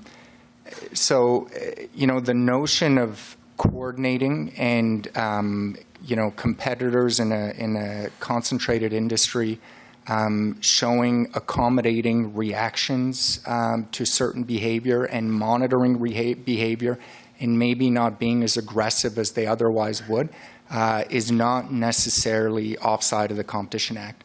Where we cross the line and we get into an area where there could be grounds for intervening is when there can be an agreement or an arrangement that facilitates or enables conduct in that regard. And we have two provisions, one criminal, one civil, to address instances where there is an agreement and arrangement. So I think that's a critical and important distinction to make as to when we have accommodating behavior on the one hand, and on the other, we form an agreement or arrangement. But as you noted, I just want to be sure I do have this right. We don't have jurisprudence or guidance from the Competition Tribunal at this point. On joint dominance? On joint dominance. No. I'm thinking of other sectors that are similar in some respects: banking, gasoline, retail gasoline, airlines. It seems that it's not uncommon for companies in those sectors to follow each other's prices fairly routinely. Is the analysis similar, or in that case, would you look at those industries and say that they could be jointly dominant? Are they different than the telecom wireless sector? No, I would suggest every industry stands on its own, and we're guided really by the set of facts and the evidence in respect of any industry. But, generally speaking, reacting to competitors and matching prices and coordinating is not necessarily crossing the line into having an explicit agreement or arrangement. So we are really guided by the underlying facts and evidence of those instances. If I might add to that, Professor Chipty has presented direct evidence with respect to market power. And if you look at the evidence respecting coordination or unilateral effects analysis to that, in a way, that's really a how does it happen. what's quite significant about the Bureau's evidence in this proceeding is that we have presented direct evidence on market power. So when looking at the information respecting coordination that's on the record and that we would ask you to consider, you might put it in the how bucket, and that may be thought of as a secondary part of the presentation, the primary being the direct evidence that Dr. Chipty has submitted. Fair enough, but you indicate that coordination can be difficult in your earlier submissions, can be difficult to sustain when individual prices aren't readily observable. And the matrix study shows that actual transaction prices differ significantly within and across markets. So how does that affect the ability of competitors to observe, monitor pricing and in the market? So if I could sort of provide a little bit of background and then maybe address the evidence directly. The first is, coordination and the possibility of coordination. There's a long literature in economics that studies the factors that tend to facilitate coordinated practices. And the Bureau's submission actually goes through many of the dimensions that have been studied in the literature of factors that facilitate. Not all of the factors that facilitate need to be present in order for there to be coordinated activity. So that's, I'm not saying that monitoring prices is not possible. I'm just saying that even if it weren't, I'm not sure that it's necessary in terms of all of the other sort of factors that exist in this marketplace. But that being said, I think simply observing regional price variation does not support or refute the possibility of coordination.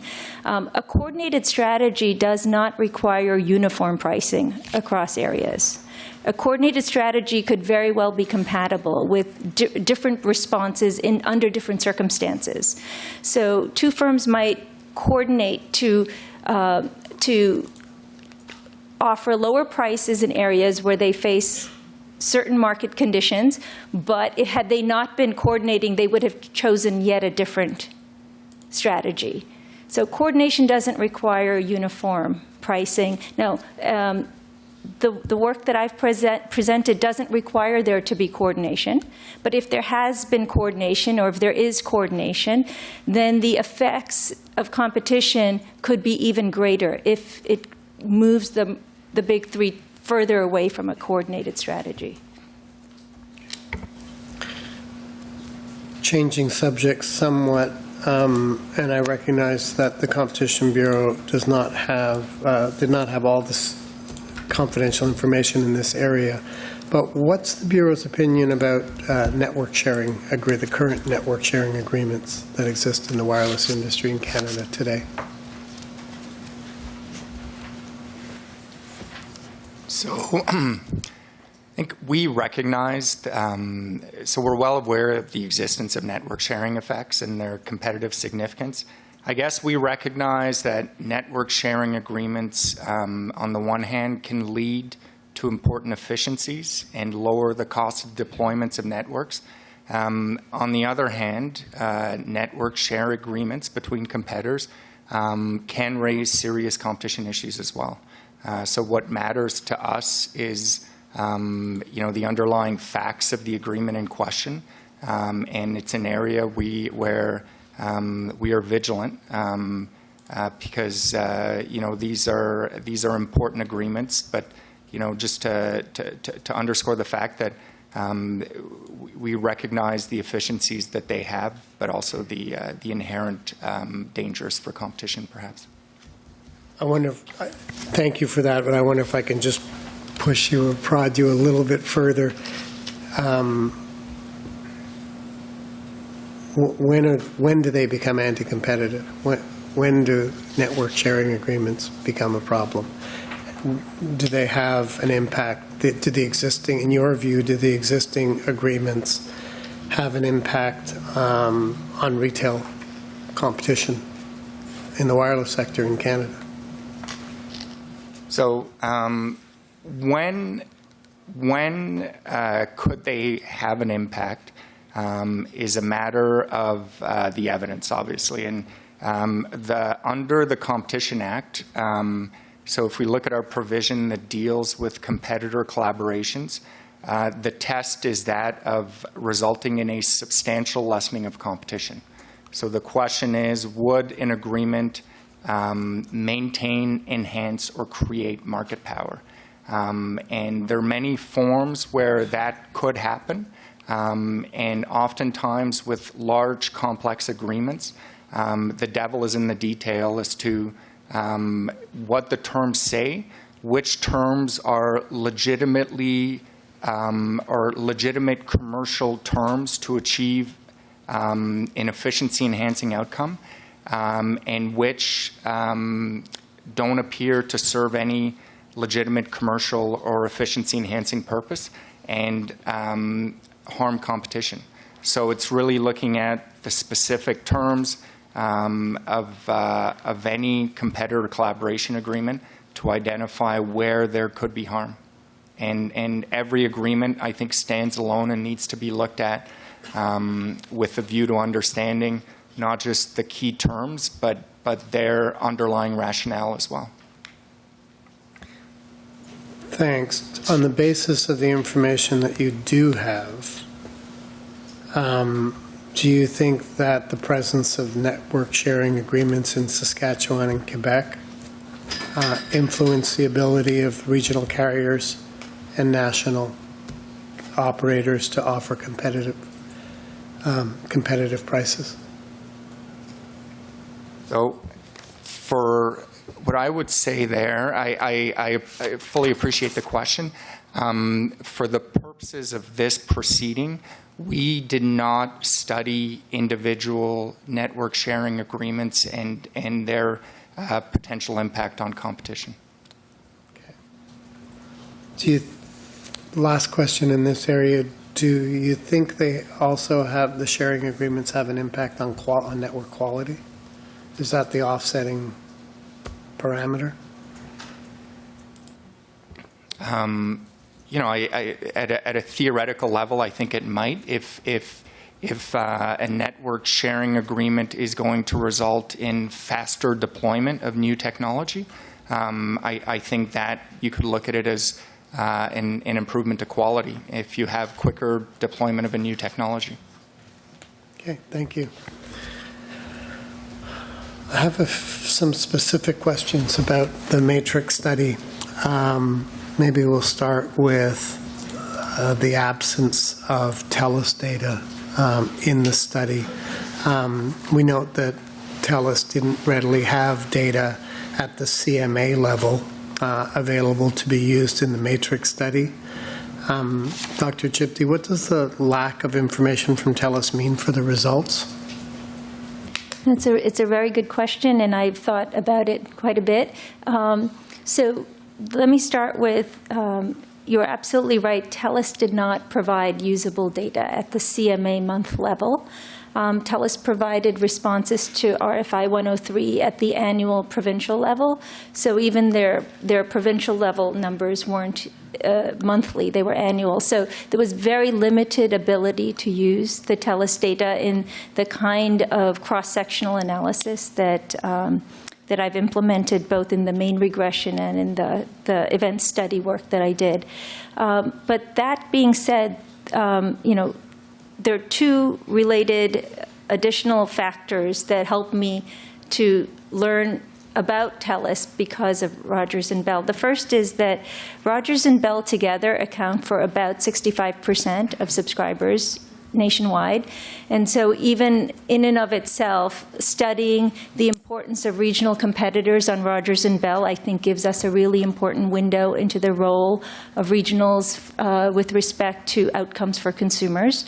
And the second is that as I look at some of the other evidence outside of responses specifically to RFI 103, and I look at TELUS's other responses, for example, with respect to its promotional activity, TELUS described on the order of, well, I won't say the number publicly, but TELUS described its promotional activity in 2008. It described 2018. It went through and described each marketing initiative and gave some indication of what it entailed and why it undertook it. And the majority of TELUS's responses showed that in 2018, the majority of its marketing initiatives were because of Bell and Rogers. That means in response to something they were doing. So if Bell did something, TELUS rolled out something similar. If TELUS did something, if Rogers did something, TELUS rolled out something similar. So if I put that sort of nature of evidence together with the observation that I can document that Bell and Rogers are responding to regional competition, and I know that TELUS matches Bell and Rogers at the local level, it gives me a lot of foundation and basis to extrapolate. And so at various places in my study, I do reach a conclusion that one can extrapolate from the findings about Bell and Rogers to TELUS. So I'll take that as a confirmation that you don't think that the lack of information from TELUS has a negative impact on the confidence level in the study results.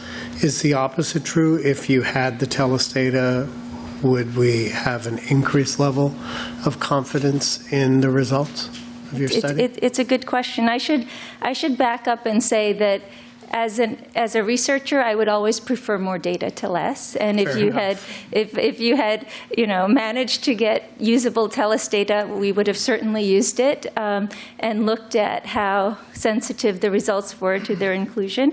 But that being said, really, I think the second part of your question goes to the concept, at least to my mind, of power, whether increasing the window and the observational basis for the analysis would improve, as you said, confidence level in the study results. I think that it would have increased confidence in one way and not necessarily in another. It would have increased confidence in that it would have definitively put to rest any doubts that the results could extrapolate. But that being said, in a statistical sense, the confidence level or the power of the analysis is actually quite good. And I say that by looking at the model fit quite high. And I also say that if you look, for example, at Exhibits 11 and 12 of my report, where I show you some counterfactual predictions that you could use the regression results to sort of evaluate. So I evaluate in Exhibits 11 and 12, what would be the reduction in price, dollars per gigabyte, if a region with a given level of penetration, if a region with zero regional penetration were to increase to some higher level. And what you see in those charts is I actually show you the confidence intervals with which the model is estimated, and for penetration levels below 20%, the confidence intervals are quite tight, meaning that the ability of the study to measure precisely is quite high. Okay, thank you. Almost near the beginning of your study, you indicate that there's no measurable impact or effect, rather, on competition below a 5.5 penetration rate. Is that there is no measurable effect, or is it that the impact on competition is limited or insignificant below 5.5? So I think it's actually both, and I say that if the best way I think for me to explain that is if you look at Exhibit 11. Exhibit 11 shows you the estimated percent change in the plan limit adjusted price for Rogers and Bell's flagship brands. If you use the regression model to predict what would happen to this measure of price if you move from zero regional penetration to some higher level. And if you look in the neighborhood of zero, if you go from 0 to, say, 1%, the point estimate, so that dark green line, actually gives you the best estimate of the price effect. It's a very small price effect in terms of economic significance. And then there's a large confidence interval around it. So it's also hard to measure precisely. So both the point estimate is close to 0 and the confidence band is quite wide. And that pattern persists till you reach about 5.5%. So what does that mean with respect to smaller competitors like Eastlink or ExploreNet in terms of us looking at them? Right. So the results that I presented, especially with respect to Eastlink, because I've done the cross-sectional work, but I've also done the event study work. And when I look at the Eastlink entry areas, there were 5 CMAs from 2016 to 2018 where Eastlink entered, and I looked at those areas before and after to see what's going on and whether we can measure price effects from their entry. And what I'm finding consistently is that where the regional is relatively small, where relatively small empirically turns out to be less than 5%. Where the regional is relatively small, there's no measurable effect. In essence, this finding, which is, qualitatively robust, is what led me to the view that a useful policy objective would be one that creates an environment to not just create entry or expansion by a regional provider or an MVNO, but an environment that enables that entrant to grow to a sufficient scale, because I don't think the historical evidence will support consumer benefit effects without sufficient scale. Thank you. In your study, you used the plan limit adjusted price based on ARPU per gigabyte. Is that an appropriate proxy for actual prices? Good question. It's obviously been something that others have raised, a topic others have raised. So what the ARPU is essentially average price, average effective price paid across the plans of a brand in a CMA in a given month. Okay, so ARPU itself is a measure of average price. There are a couple of things to like about ARPU, and there are obviously things you might not like about ARPU. One of the things that I like about ARPU is it reflects the actual price experience. These are not posted prices.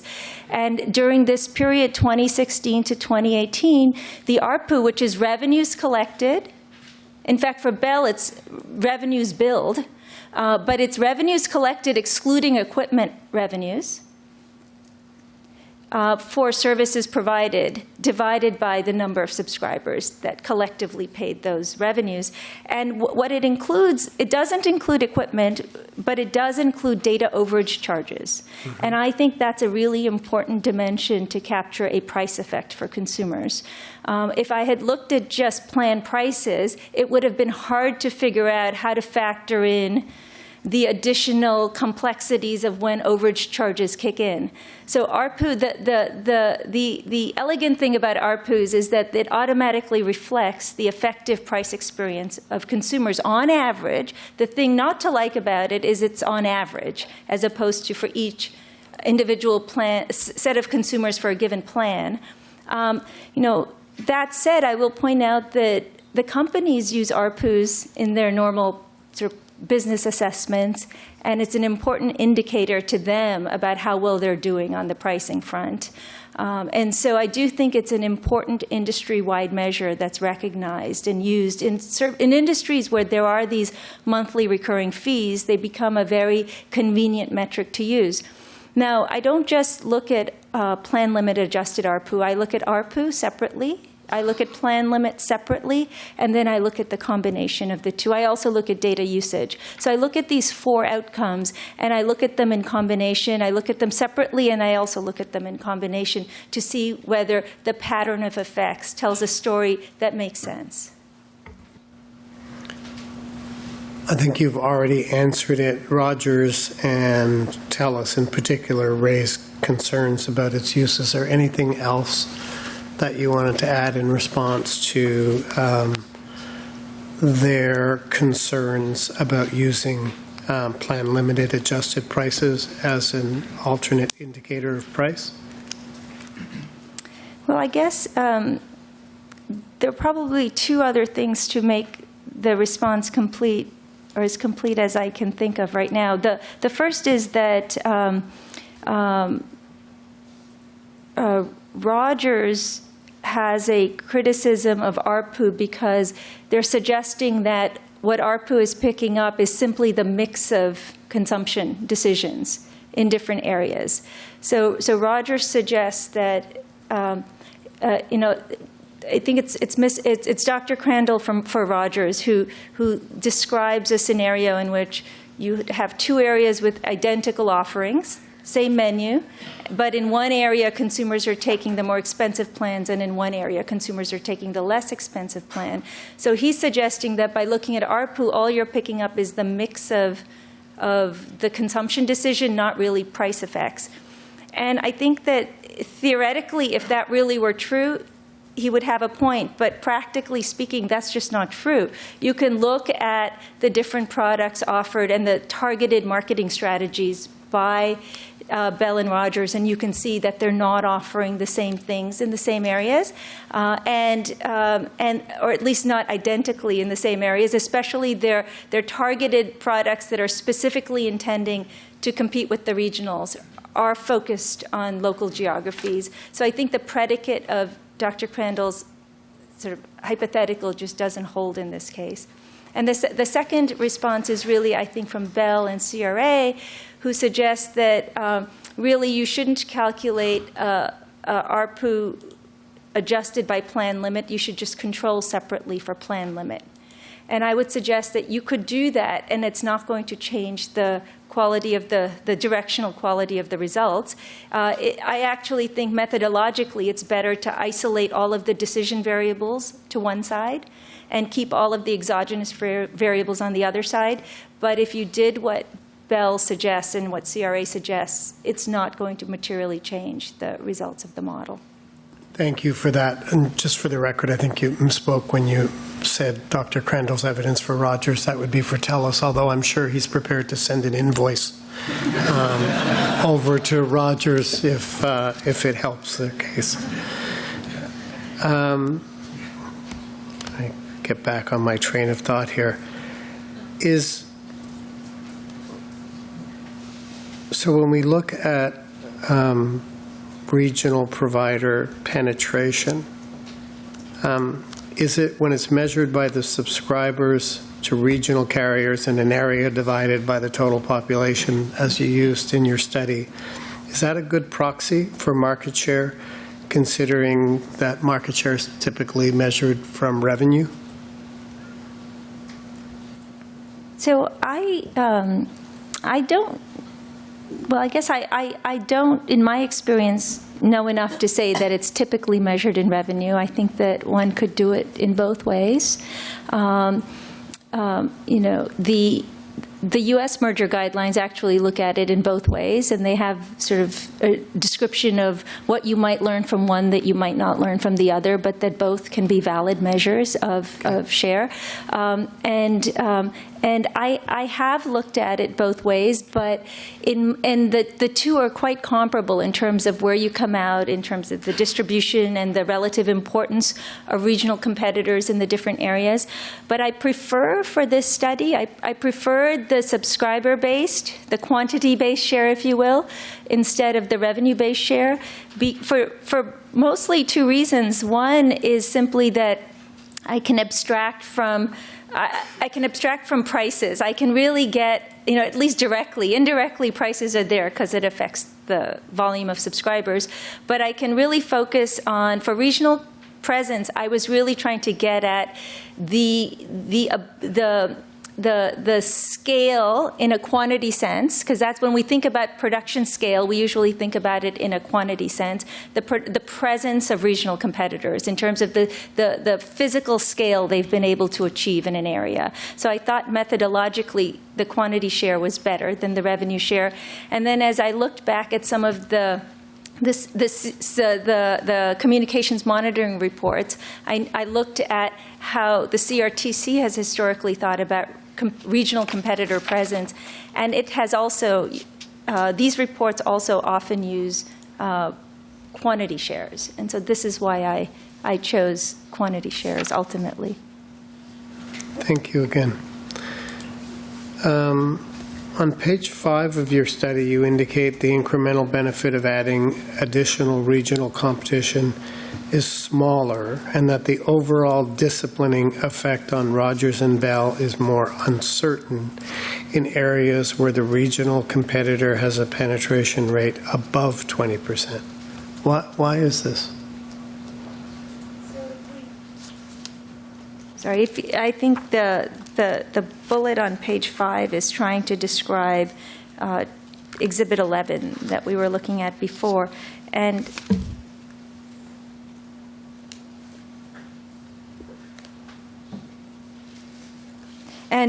if you notice in Exhibit 11, what I'm showing you is that as regional penetration increases,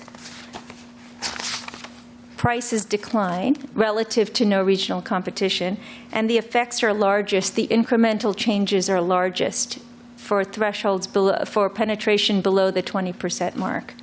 And that above the 20% mark, consumers in areas with a strong fourth competitor, so a regional with greater than 20% penetration, are still better off than consumers in areas with no regional competitors. It's just that the incremental benefit, if you said, let's increase regional, let's do something that would increase regional penetration from, say, 30% to 35%, the consumer benefits that would flow from that increase would be less than going, say, from 10% to 15%. The same 5 percentage point increase would yield greater benefits on the lower end. Okay, and then in Exhibit 5, and maybe we'll take a break after this this question so we don't wear you out all at once. You give account of observations or data points at various penetration levels. There's no observations for penetration rates between 16 and 36. Does it affect in any way the reliability of the study's conclusions, not having any data points in that range? It's a very good question, and it's something that I thought about a lot and I wanted to articulate very clearly, which is sort of part of the motivation for showing you Exhibit 5. But ultimately, if you look at Exhibit 11, you'll see the role that the lack of data in certain ranges plays in the study results. So if you look at Exhibit 11, one of the reasons why I gray out the green line for a while, so there's the green line and then it becomes just a faded gray line and it becomes green again, is I wanted to expose and make sure the reader and the user of the study is clear that in that middle range we don't have support. But even for the higher end where the line turns green again, you'll notice the confidence intervals are quite high, quite large and wide, and the line generally flattens out. And so with or without eyes on that middle segment, I think the variance in Canada, the variability that we do observe and are able to study is sufficient to tell us that below 20%, there would be likely consumer benefits flowing from additional regional penetration, and that above a certain level in these high penetrated areas already with a strong incumbent, there would be less incremental gain. So I don't think the absence of that middle segment affects the actual interpretation of at least the qualitative results. If I may, I find figure 13 of the Bureau report quite helpful in understanding the difference amongst these different provinces. It's just a very simple mapping of dollars per gigabyte by province from 2018 to 2018. It is a confidential exhibit, so I can only describe generally. But you'll see the rate of, if you think about the rate of change for each province, I think what Dr. Chipty is describing becomes clear.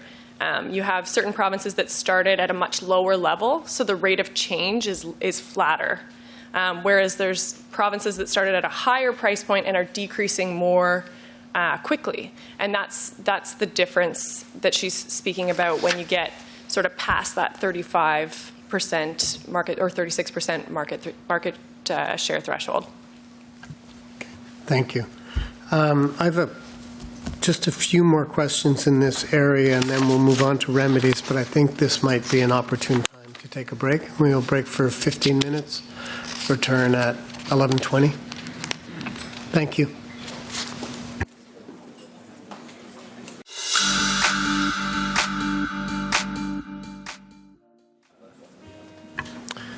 Merci, Madame la Secrétaire. Oh, my microphone's closer. I guess I wasn't easily heard. I hope you weren't having a problem. Let's return then to the matrix study. The CRA report, again, argued that the matrix study can't determine the extent to which differences in wireless plan prices are due to differences in the carrier's network quality across different geographies. I know you answered this in part earlier, but do you have any views on that argument?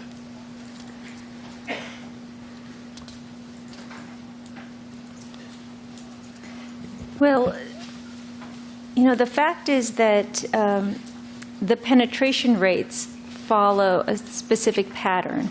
So the regional carriers with penetration rates above 35% are specific ones. We're talking about Sasktel, T-Baytel, and in the earlier time period, MTS. Mm-hmm. And in essence, those three are allowed to have, because of the way the model is specified, I allow the effects of penetration to be different for regional carriers with penetration above 35% and the effects of regional penetration to have their own, perhaps different effect. Could be the same, but the data will tell us if they're the same or different for regional carriers with penetration below 20%. So to the extent that the larger carriers have invested more because they've been around longer in their infrastructures, the marginal effect of their penetration will be captured by the fact that the penetration is allowed to be different for them in the geographies that they operate.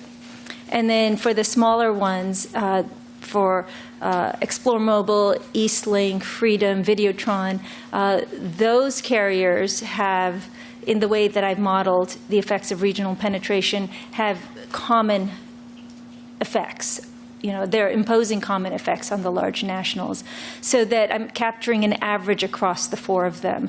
And so essentially, if there is a concern or a question of whether the different regionals have different quality infrastructure in the geographies that they operate, what I would say is that, first of all, the model is flexible enough to have two groupings of regionals, and then within each group, what the regression model estimates is the average effect of the quality regional, of the average effect of the regionals given their combined quality, their overall quality, vis-a-vis the nationals. Now that's in the cross-sectional study. So I do think that the cross-sectional study allows for some heterogeneity across the regionals in this way.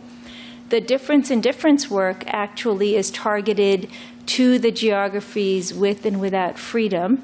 And there I actually did testing of what we call pre-trends to see before freedom's rollout of big gig, whether the areas with freedom and the areas without freedom were trending similarly enough for the purposes of conducting the event study.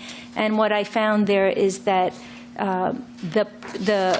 the different geographies sufficiently past the standard thresholds of the pre-trend testing, which in sort of plain English means that there was no reason to think that the areas with and without freedom were materially different once you controlled for the other factors in the regression model. And so I know the CRA report has raised these issues, but I think that they are more of a distraction than really materially affect the interpretation of the results. Okay, similarly, in the CRA report, with respect to Freedom's introduction of its big gig offer in 2017, their argument is that the unlimited data wireless plans are not the result of a certain penetration rate threshold, but rather caused by dynamic competition among wireless carriers. What are your views on that argument? Right. So I read the same that you read in the CRA report, and this use of the term dynamic competition. And I guess with respect to the freedom, event and the national carrier's response to Freedom, I think that Rogers and Bell's response to Freedom's big gig was very much a competitive response to a regional carrier. Do we want to call that dynamic competition? Sure, I have no problem calling that a dynamically competitive response, meaning that the carriers are not static. If their business is threatened, they will respond by doing something innovative, either by offering, more data or lower prices, or maybe a combination of both. And so on the use of the term dynamically competitive, I'm not opposed to using it. I think that essentially what I've described is an indicia of the degree to which the regional competitor is placing competitive pressure and causing which is measured by the regional penetration rate. And what I'm essentially doing is measuring the national carrier's response to the presence of large carriers, regional carriers. And what I'm finding is that they react competitively when the regional carrier is sufficiently large. Thank you. Rogers, for its part, also argues that your study omits the costs of supplying wireless services, example, network costs, as a factor influencing prices and network quality. Do you have a comment on that? Yeah, so my study does not directly control for network costs. But what it does control for are differences in the average network costs across Rogers and Bell. Because one of the things the study controls for in economics language, it controls for carrier fixed effects. That means that the average, there's a, if you will, an indicator variable for whether the brand is Rogers, a Rogers brand, or whether the brand is a Bell brand. And so essentially what the model does is it controls for average differences in costs across Rogers and Bell. And to the extent they're common across Rogers and Bell, then essentially it's captured, that average cost is captured across all of the coefficients in a symmetric way. So I don't think that the presence of average costs that are common across the two really affects the coefficients on penetration or the coefficients of central interest. The other variables in the model are doing the job of getting at average, differential cost differences across Rogers and Bell, which is really what the model needs to do, and it does do that. So TEL submitted that there's no economic or other evidence that establishes a correlation between mobile wireless penetration rates or data usage and mobile wireless retail prices. How do you respond to that argument that there's no correlation? Right. So look, a couple of different responses. First of all, I think that there are strong economic principles that would lead one to expect that the presence of an effective regional competitor should matter in the prices of the national carriers. And so I begin with that. The theory tells us that we should expect some competitive response, provided that there isn't absolute collusion across the national carriers. And then, so setting that aside, then the question becomes, is the model measuring a causal effect? And it must be the supposition that there's something missing from the model. Now, if there's something omitted from the model that's actually correlated with regional penetration, then it's possible that what I'm measuring as the effect of regional penetration is simply really a proxy for something else that we don't know yet. But I will say that it's very easy to suggest that you're missing things in a regression model, but it's much harder to actually point to something that matters. And I haven't seen anyone put forward a suggestion of what would matter that's missing from the model, and I've actually spent a lot of time thinking about what can you put in. Now, is the model perfect? No, the model's not perfect. I don't think any model can be perfect, but it's reasoned, and there's a reasonable expectation that the effect I'm measuring on penetration is a causal effect, or at least telling us something about the importance of competition on the outcomes for consumers in these areas. Thank you. Now, the national MNOs also use CapEx per subscriber to compare investments. Is that an appropriate measure in your view?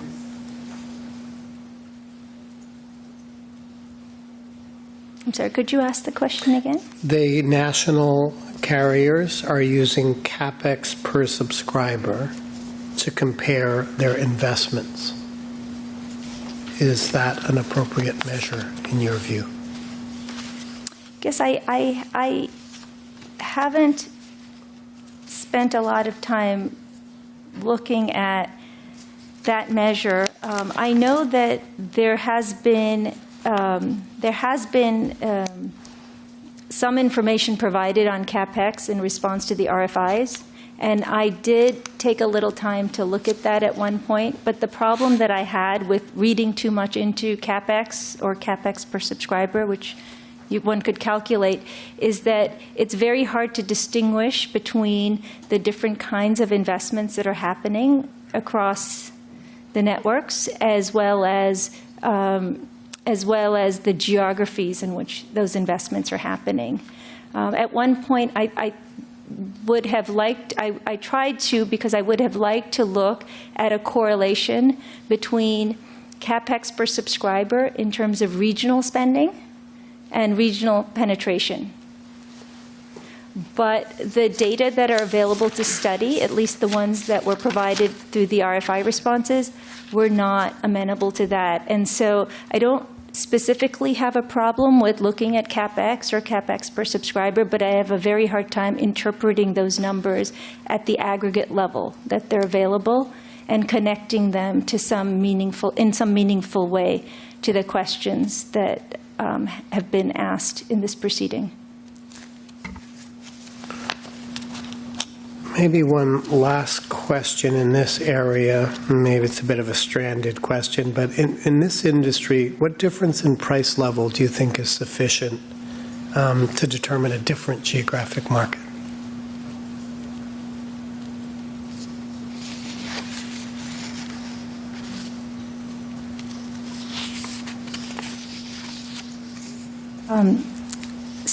So I go back to the principles of market definition. Well, actually, let me start by saying I haven't specifically looked at the question of what are the appropriate boundaries of a relevant geographic market, but there are principles that guide the question that could help lead us to an answer. And we have to go back to the notion of demand substitution.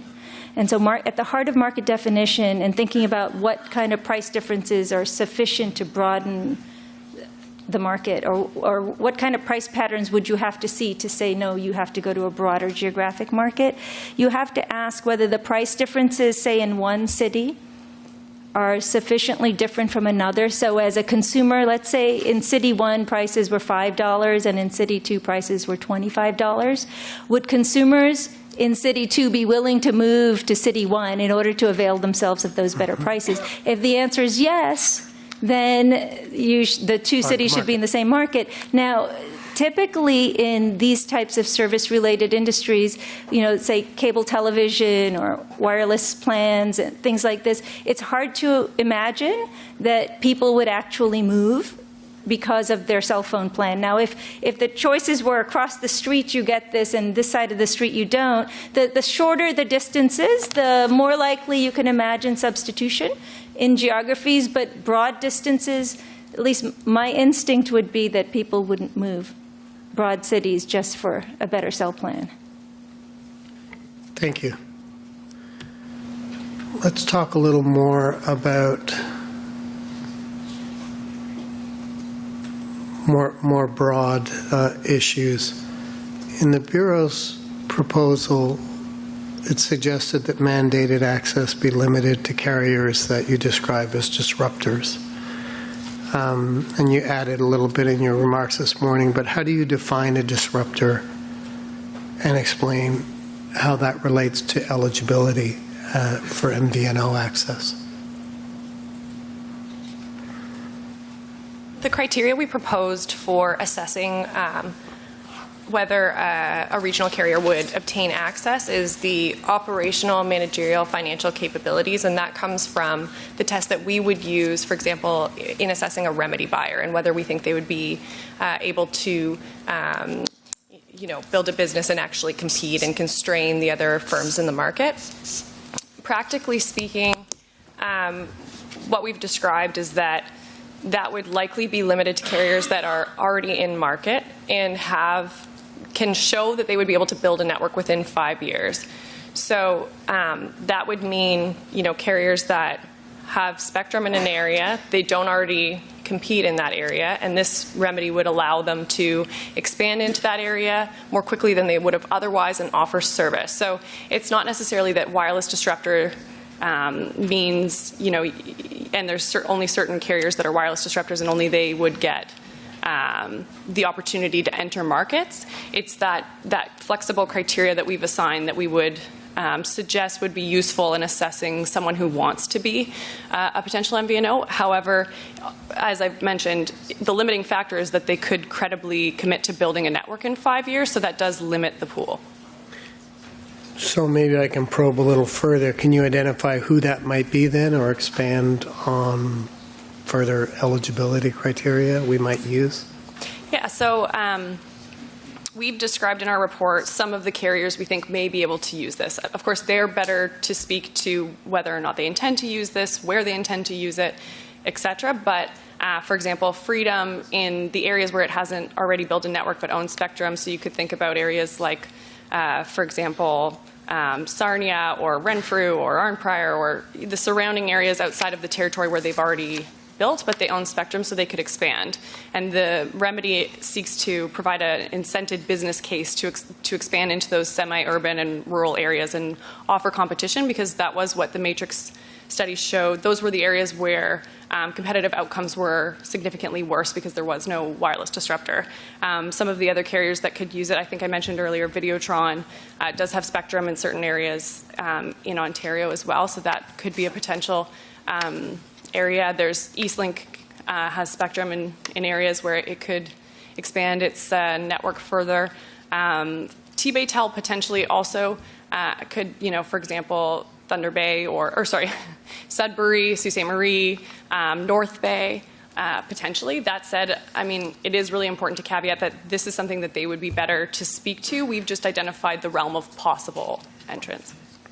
Thanks. Now, you mentioned the managerial, operational, financial capabilities.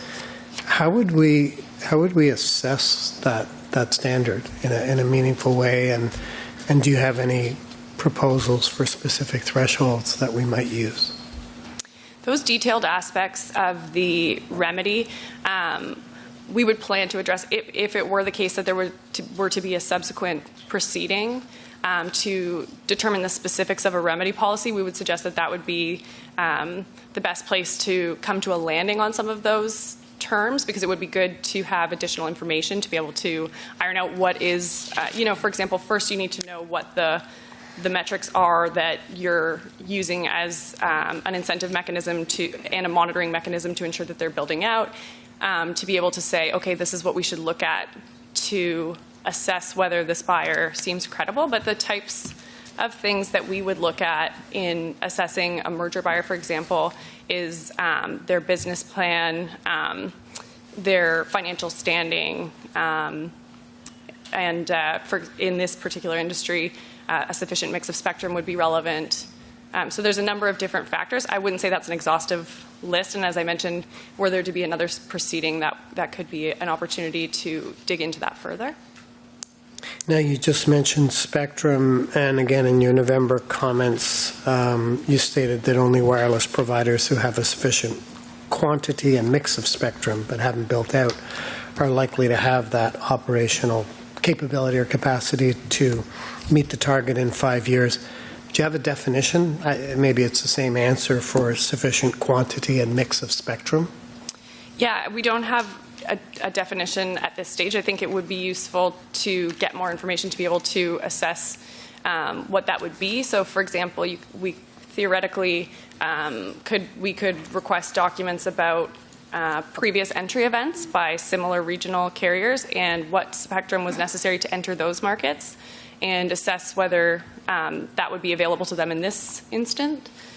So that I think you're correct in saying that it's sort of the same answer, that it would be very useful to have additional information to iron out the very specific aspects of the policy. Okay, thanks.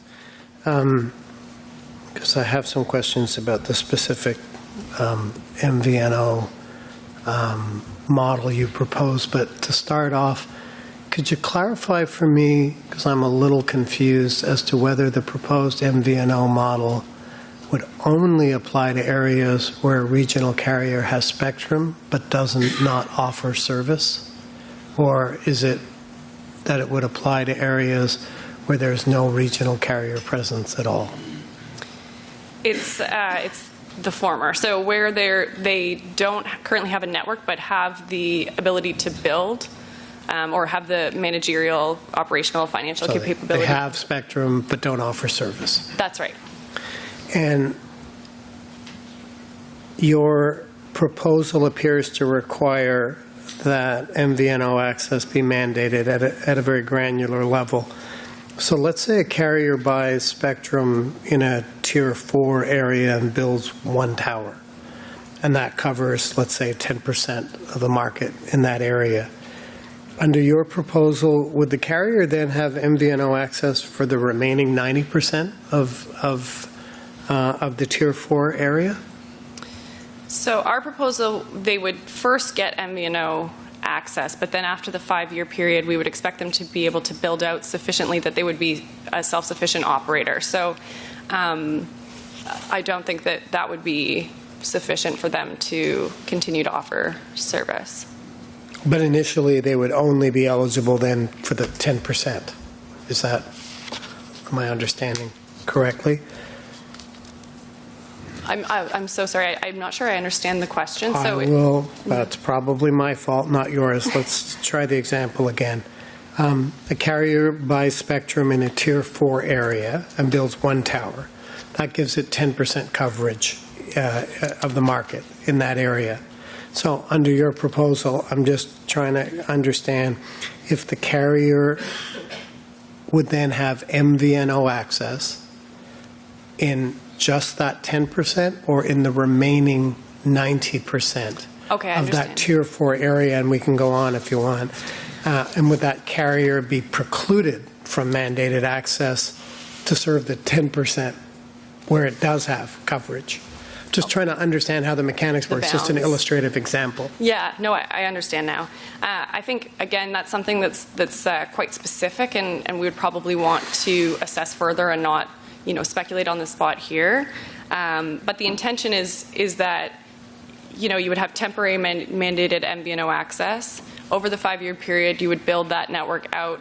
So in the 90% where they don't have access, you would imagine they would be granted MVNO access and continue to build. The area where they only have one tower, for example, I think that's a bit of a gray area that we would need to assess further how it would apply specifically in that circumstance. And again, that would be something we'd be happy to comment on in a subsequent proceeding if there were to be one. Because as you can imagine, not that we're opposed to complex regulations, but this could create a rather complicated scheme that would make it very administratively and complicated from a regulatory perspective to figure out, an enforcement perspective, I should say, as to, you know, who started where and what coverage they have.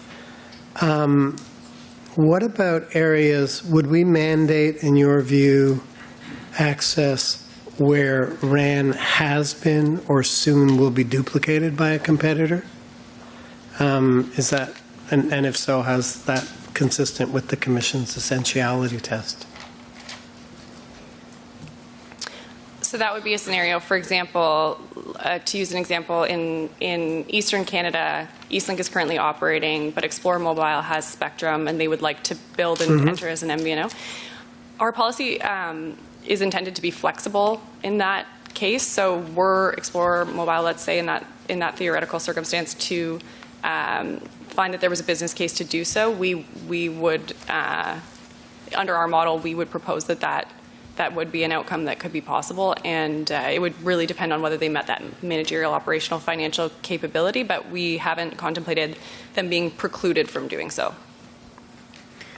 So earlier when we talked about the Bureau's model then mandating whole access to a portion of a Tier 4 area, how does that dovetail with the relevant geographic market definitions? Doesn't that kind of by definition mean that the geographic market is smaller than the relevant geographic market is smaller than the Tier 4 territory?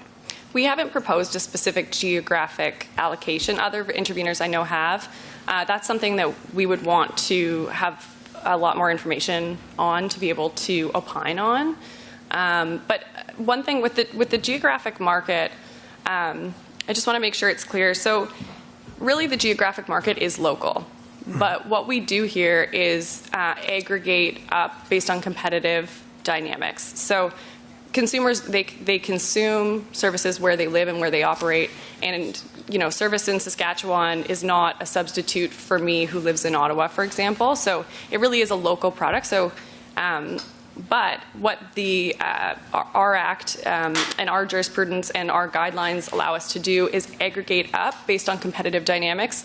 And I think it's referred to in footnote 27 of our merger enforcement guidelines that it's as a matter of convenience. So it's similar, or that's exactly what we've done in this circumstance. And another way of thinking about what we've done is when we would analyze, for example, a grocery merger, we wouldn't separately analyze the market for eggs and then cheese and then bread, even though those goods are not substitutable. We would look at the merger between grocery stores and aggregate up to the product offerings that are within that grocery chain. So the geographic market is quite narrow. It's that the competitive set varies on a provincial and CMA level.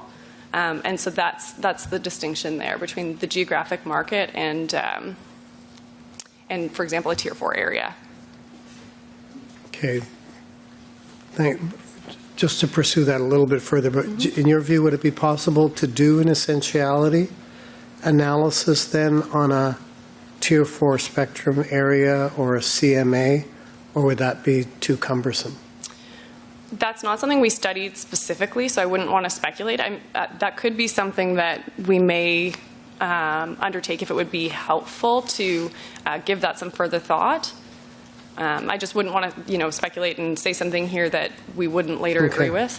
Kind of goes back to one of my earlier questions, to which Dr. Chipty responded when we talked about potentially aggregating CMAs as part of an analytical approach. And actually, as I'm thinking about it now, I asked if that might have some utility Doctor, and you said it might well. Is there, do you have any suggestions for us about criteria that one might use in terms of grouping CMAs in that sense, or similarly here, doing an essentiality analysis? The way we've described it in our report is aggregating based on competitive characteristics. So you could look at, okay, where is freedom an option, for example? That's a different competitive set in the markets where they're present than where they're not. So I know it is quite complicated, but it's essentially that the geographic market is local, but you aggregate up for convenience based on the competitive set. So that I think that competitive set would be how you could aggregate and how we've described it in our report. So that varies, right? So for Saskatchewan, if you do that, you end up with a provincial area. If you're doing it in an area where freedom operates, it would be within a city level, or a CMA or larger city and surrounding area level. So I think that's why you end up with these two distinct types of groupings. It's really based on the competitive offering in that particular area. Understand. I guess I'm just trying to, and it may not be possible to do on the spot, but I'm wondering what might comprise of that competitive set. And if you have any further suggestions, or if you could contemplate that, and by way of undertaking, if you had any further suggestions, it would be useful. Is that something that you could undertake to look at?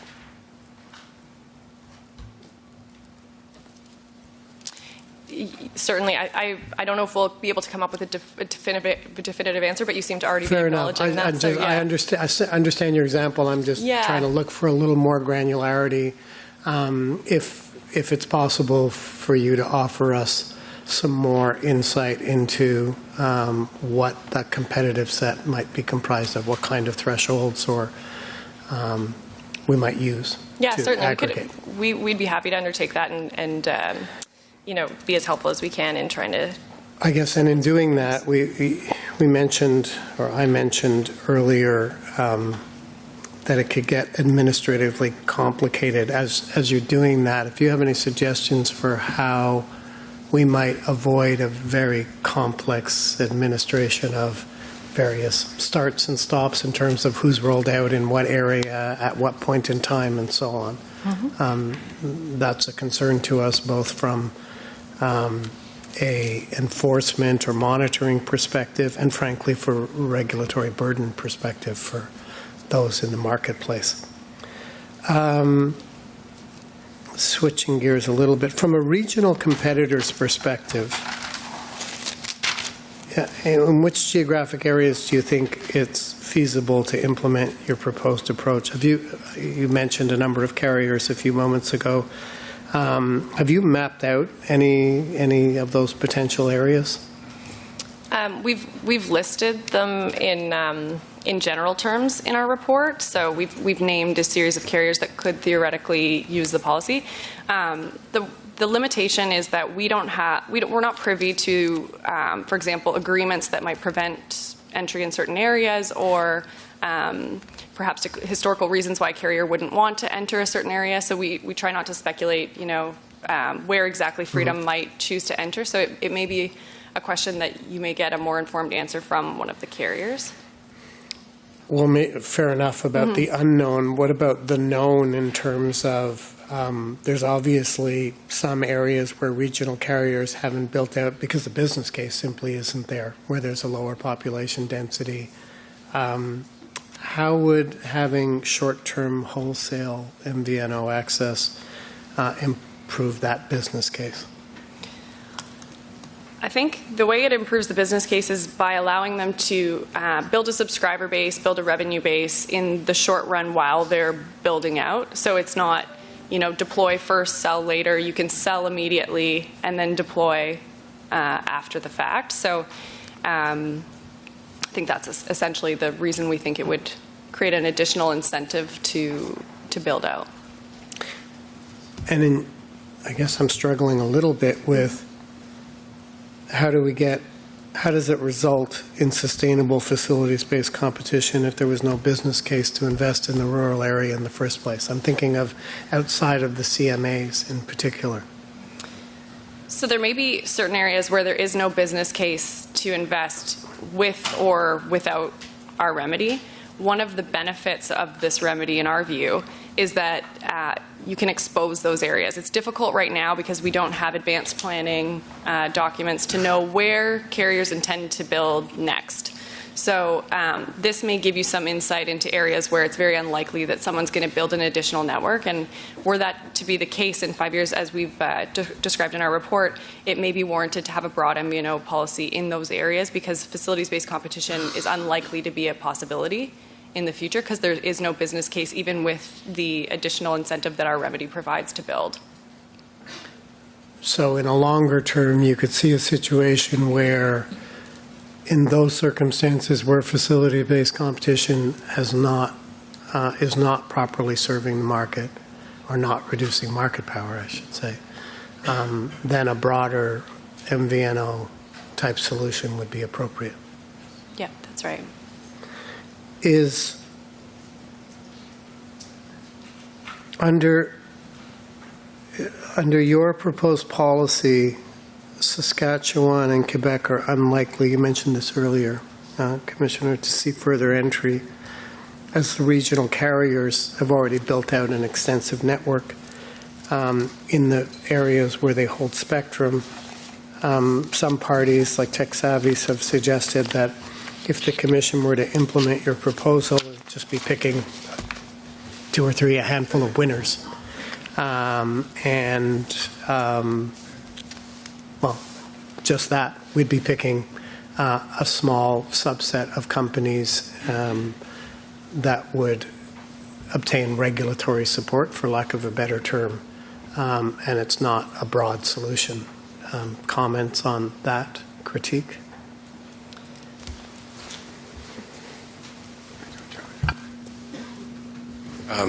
I think that there are points, fair points in that critique, but our solution is based on our examination of what has been working and how it's paying benefits to Canadians, and that this is all in the context of market power in Canada, and that a regulatory intervention, if there is going to be one, should be targeted, surgical, I think you could describe it as, that aims to encourage and enhance what is working for the benefit of Canadians in multiple different areas across the country.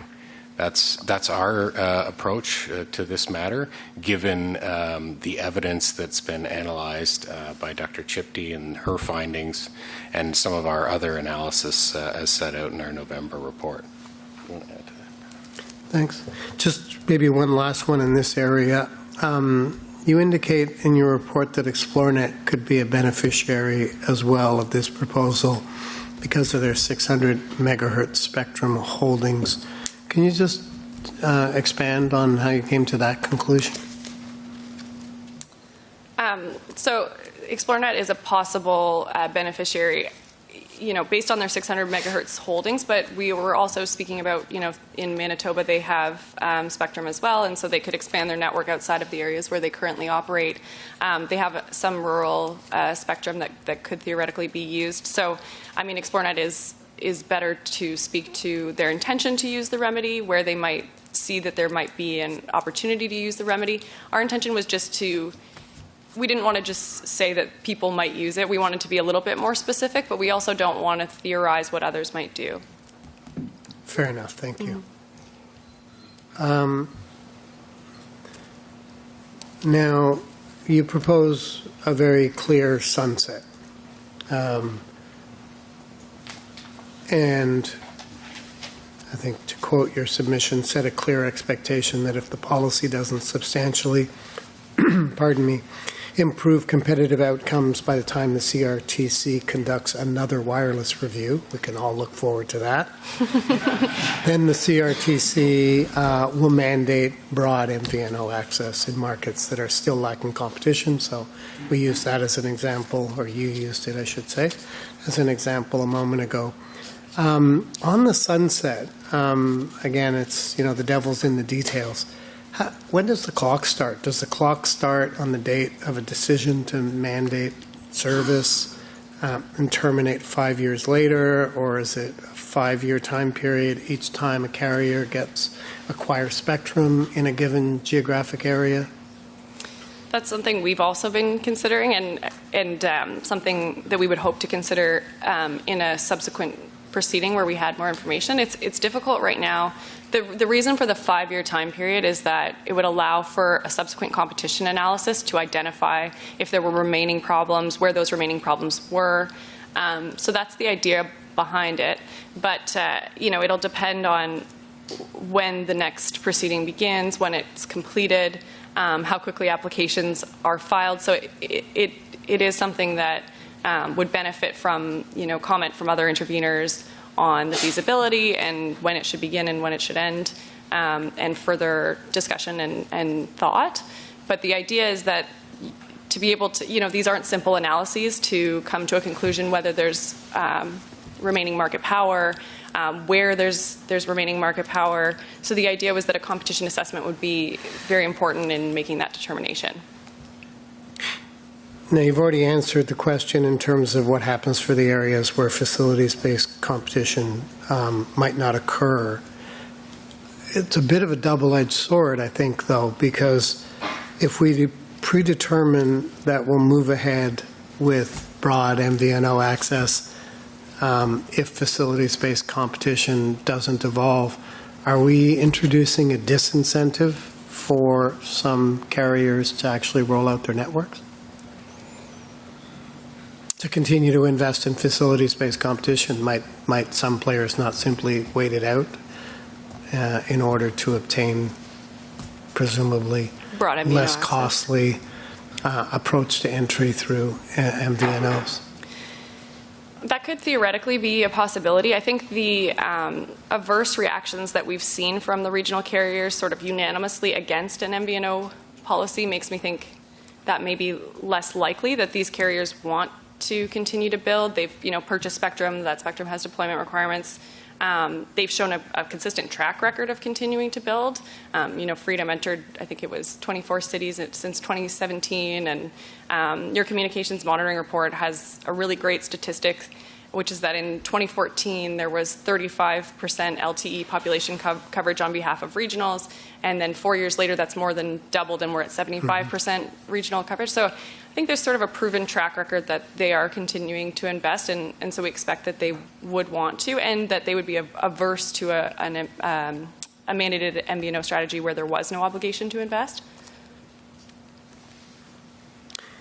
I guess lastly in this area, and you partially answered this morning in your opening remarks, but I was going to ask you if you accept the idea that broader MVNO access could result in an improved competitive outcome in the case that your proposed model fails to do so. Wouldn't it be more effective to just broadly mandate MVNO access right away rather than waiting 5 years? And I appreciate the fact that you outlined in your opening remarks this morning what you perceive of are the relative advantages and disadvantages of the two approaches. But if you have anything to add in response to that, please go ahead. Yes, thank you, Chairperson. I think I would say initially that we should look back to our examination of international experience. It's mixed in this area. That's our takeaway from a review of the international experience. It's not to say that a broad MVNO policy is not necessarily ineffective.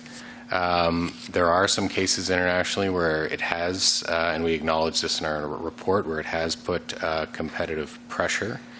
But from a sort of high-level perspective, we would expect you would see more entrants. That's for sure. But whether or not they would, even in the aggregate, provide the kind of competitive pressure that we believe you'll see from encouraging facilities-focused model, we don't think that would come to pass. I don't know if you have anything to add to that. On MVNO investment commitments, you suggest that carriers could or should also be required to make credible commitments to ensure they'll meet deployment requirements. And you've proposed possible financial penalties or upfront financial investments. Do you have a definition when you say a credible commitment? Again, do you have any guidance for us as to what might be required? So I think that I don't think we have enough information to calculate a precise threshold level, but the idea and the motivation is to make sure that that whatever this upfront commitment is large enough so that it ensures that whoever takes advantage of this regulatory access actually does make commitments in the long run, because the cost of walking away from whatever commitment it's put up front is too painful. And so I think that the actual calibration exercise is something we did not have enough information to engage in. Fair enough, and that may be a response to some other elements of this question. I was going to ask you if you had thoughts about how the Commission would verify that the investment targets are met, or along those lines, but I assume it's a similar answer, that you don't have sufficient data at this point to spell out a detailed proposal. Yeah, that's right. What about the time frame, though? I mean, network deployment it's a long-term process. Some of the more successful facility-based entrants have been at this for more than a decade, and progress is, as you note in your submissions, being made. But how do we, you've suggested a review would take place, again, 5 years. But if we're looking at this kind of network deployment and you're proposing we have some kind of penalties, how often do we have to look at it? Is it like an annual review? Any thoughts about how frequent the analysis needs to be, or do you wait to the 5-year period?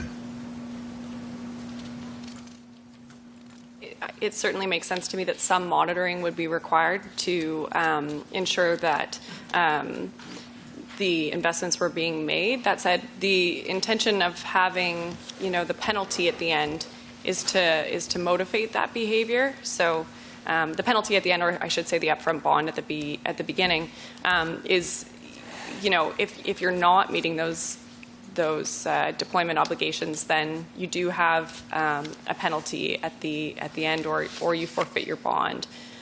So I think it's the combination of the two. But again, this is a bit of a double-edged sword, whether it's forfeiting a bond placed at the front or the imposition of an AMP for not fulfilling a facilities build-out. Doesn't the financial penalty then work against them having the necessary capital and resources to build out? I mean, presumably, if they're struggling to meet the requirement, it's for financial reasons. I'm just struggling a little bit with the perverse incentive. Well, I think it goes back to the calibration and in my prior response, I said you want it to be large enough to make sure that there's a commitment, but you also want to make it small enough to make the opportunity attractive.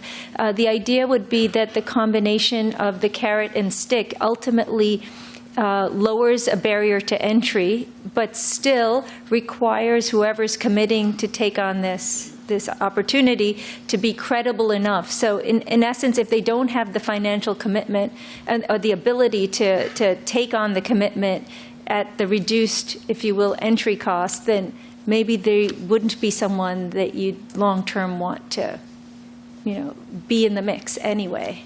It's the classic Goldilocks conundrum. Not too big, not too small, finding the one that's just right.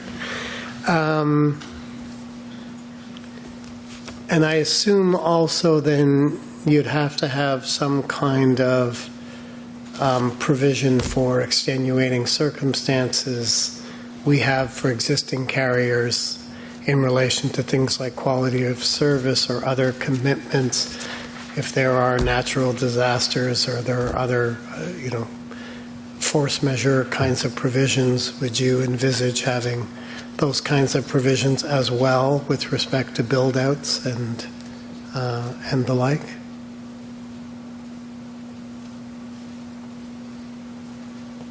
I think the specific legal obligations placed on those types of specific terms would be something potentially for a subsequent proceeding. I'm not sure whether they would necessarily relate directly to competition. We'd have to think about more whether we had something to contribute to that discussion, but certainly that would be a consideration, I'm sure, for the CRTC. Okay, thanks. So here's one of my favorite questions. Other than your own proposal, are there any proposals for mandated MVNO access on the record, as you've read it, that the Bureau supports?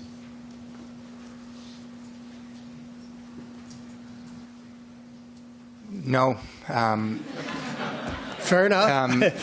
Question asked, question sure, answered. But let me explain why. We're proud of our proposal because we think it's evidence-based. And at the heart of this proposal is analyzing, is facilities-based competition working? And the data suggests it is working. And that, we think, needs to be the guiding principle for the path forward. This was done really with a view to be informed by the track record, the evidence, and the risks. And part of the exercise before us is there are many different considerations, many different paths that you can go on. All are fraught with a certain degree of risk. So we believe it's important that the data properly inform the risks. And if we look at what could be a second best alternative, which is a broad MVNO access, we think there are important risks with that approach that bear mentioning. And I think we've talked about those. One is the extent to which an MVNO, a pure MVNO, can be as effective as an independent facilities-based competitor. That's issue one. Issue two is when we're informed by the international experience, it produces mixed results. So we're weighing a proven track record of facilities-based competition with a more uncertain results if we look at the international scene. And lastly, and very importantly, is the potential risk of a broad MVNO model impacting or undoing the progress that we're increasingly seeing in Canada with facilities-based competition. We believe because of these risks, what we proposed is based on a proven track record and principled remedy.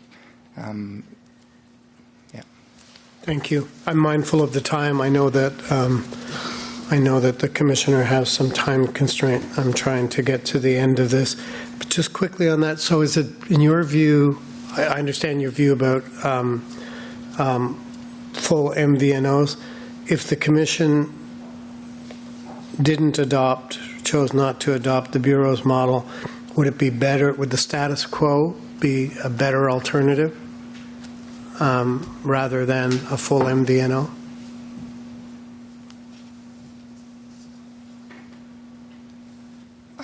I think we recognize that in areas where there is likely to be ongoing market power concerns, being areas where there is no reasonable prospect of having a new regional facilities-based competitor, it may very well be that a broad MVNO targeted at those areas is appropriate. Thank you. Last couple of questions for me, and my colleagues may have some, and I think Counsel has a couple of questions. Just about, from a larger perspective, some parties have raised concerns about entry of large, well-capitalized companies, potentially as MVNOs. Large North American tech firms come to mind. In your view, is that a valid concern? We haven't seen any evidence to suggest that that's a likelihood.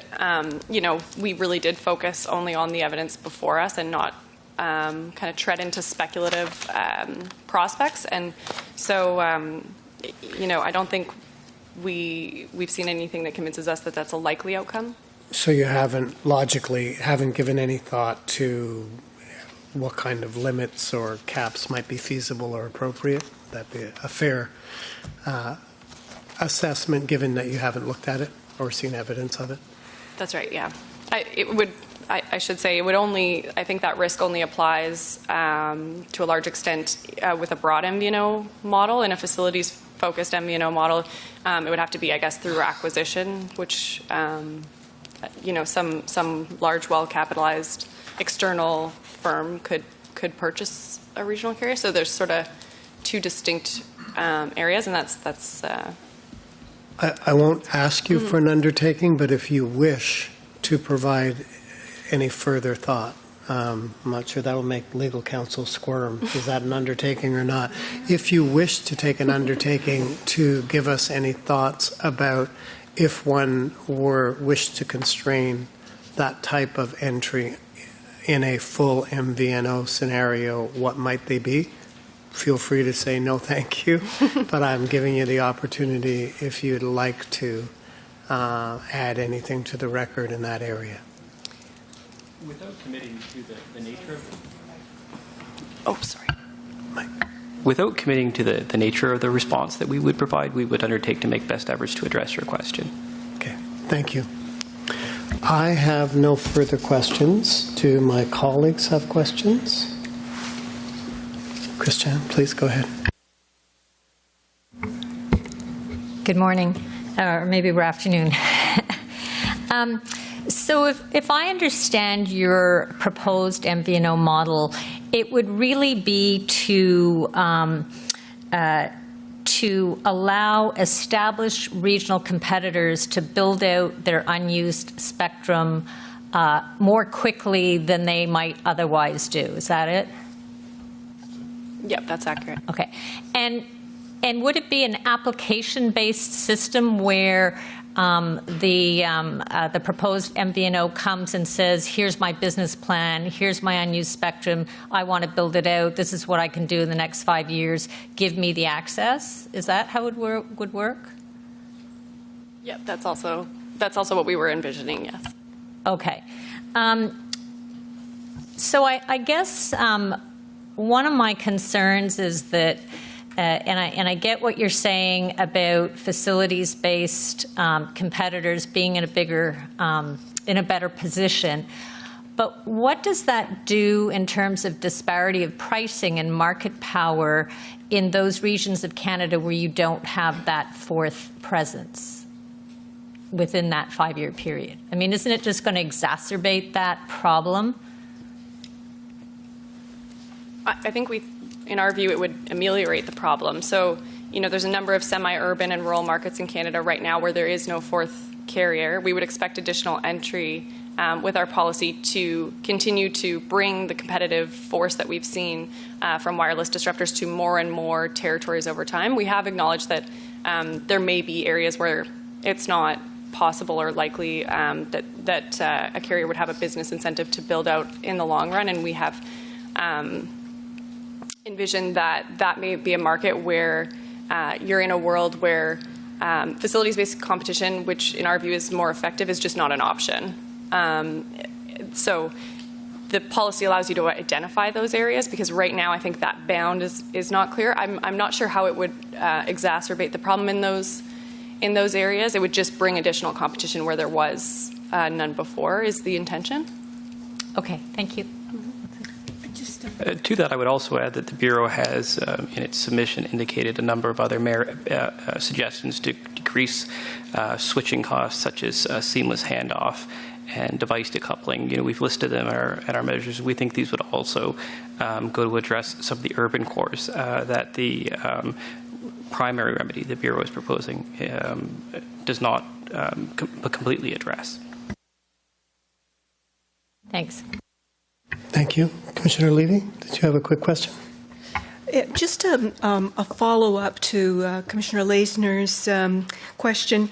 So you're suggesting that for 5 years, we allow the regionals to build out and so forth, but you also suggested that this would give us the opportunity to see where there simply was no opportunity for that, and that in that instance, a more broadly applied MVNO regime might be appropriate. Is that correct? Am I reading that correct? Yeah, that is correct. So my question becomes, if you are wedded to the notion that facilities-based is really the only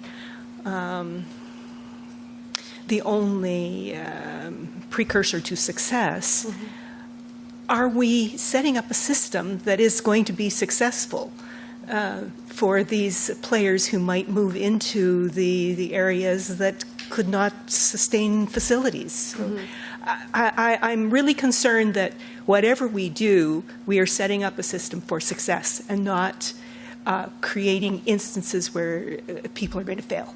So your response, please.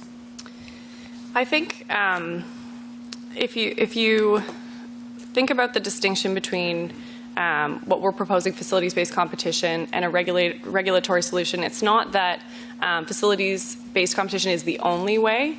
We just view it as the better way, because we have seen the proven track record in Canada that's driving very aggressive pricing competition. They have full flexibility in the product offering that they can bring to market, and they're not reliant on their competitor, which has every incentive to kind of pull those levers to make them less effective. That's not to say that it's impossible that a broad MVNO mandate would have competitive benefits. For example, the Bureau did endorse the CRTC's MVNO or resale regime in the context of wireline, for example. The difference is, in wireless, there is a business case, and there continues to be a business case for carriers to build out. And that's been a proven, strategy over many, many years. In wireline, that wasn't the case. There wasn't a number of carriers in the process of building out extensive networks across the country. So I think you can think of that divide in a similar way. Where facilities-based competition is an option, that's our preferred option. Where it's not, there can be benefits from a wholesale type access regime. It's just not the preferred or strongest option in our view. Thank you very much. I understand Commission Counsel has no questions. So with that, I thank you very much for your presentation, for your responses, and your contribution to the record. We'll recess for lunch. We'll come back at 1:30. Thank you.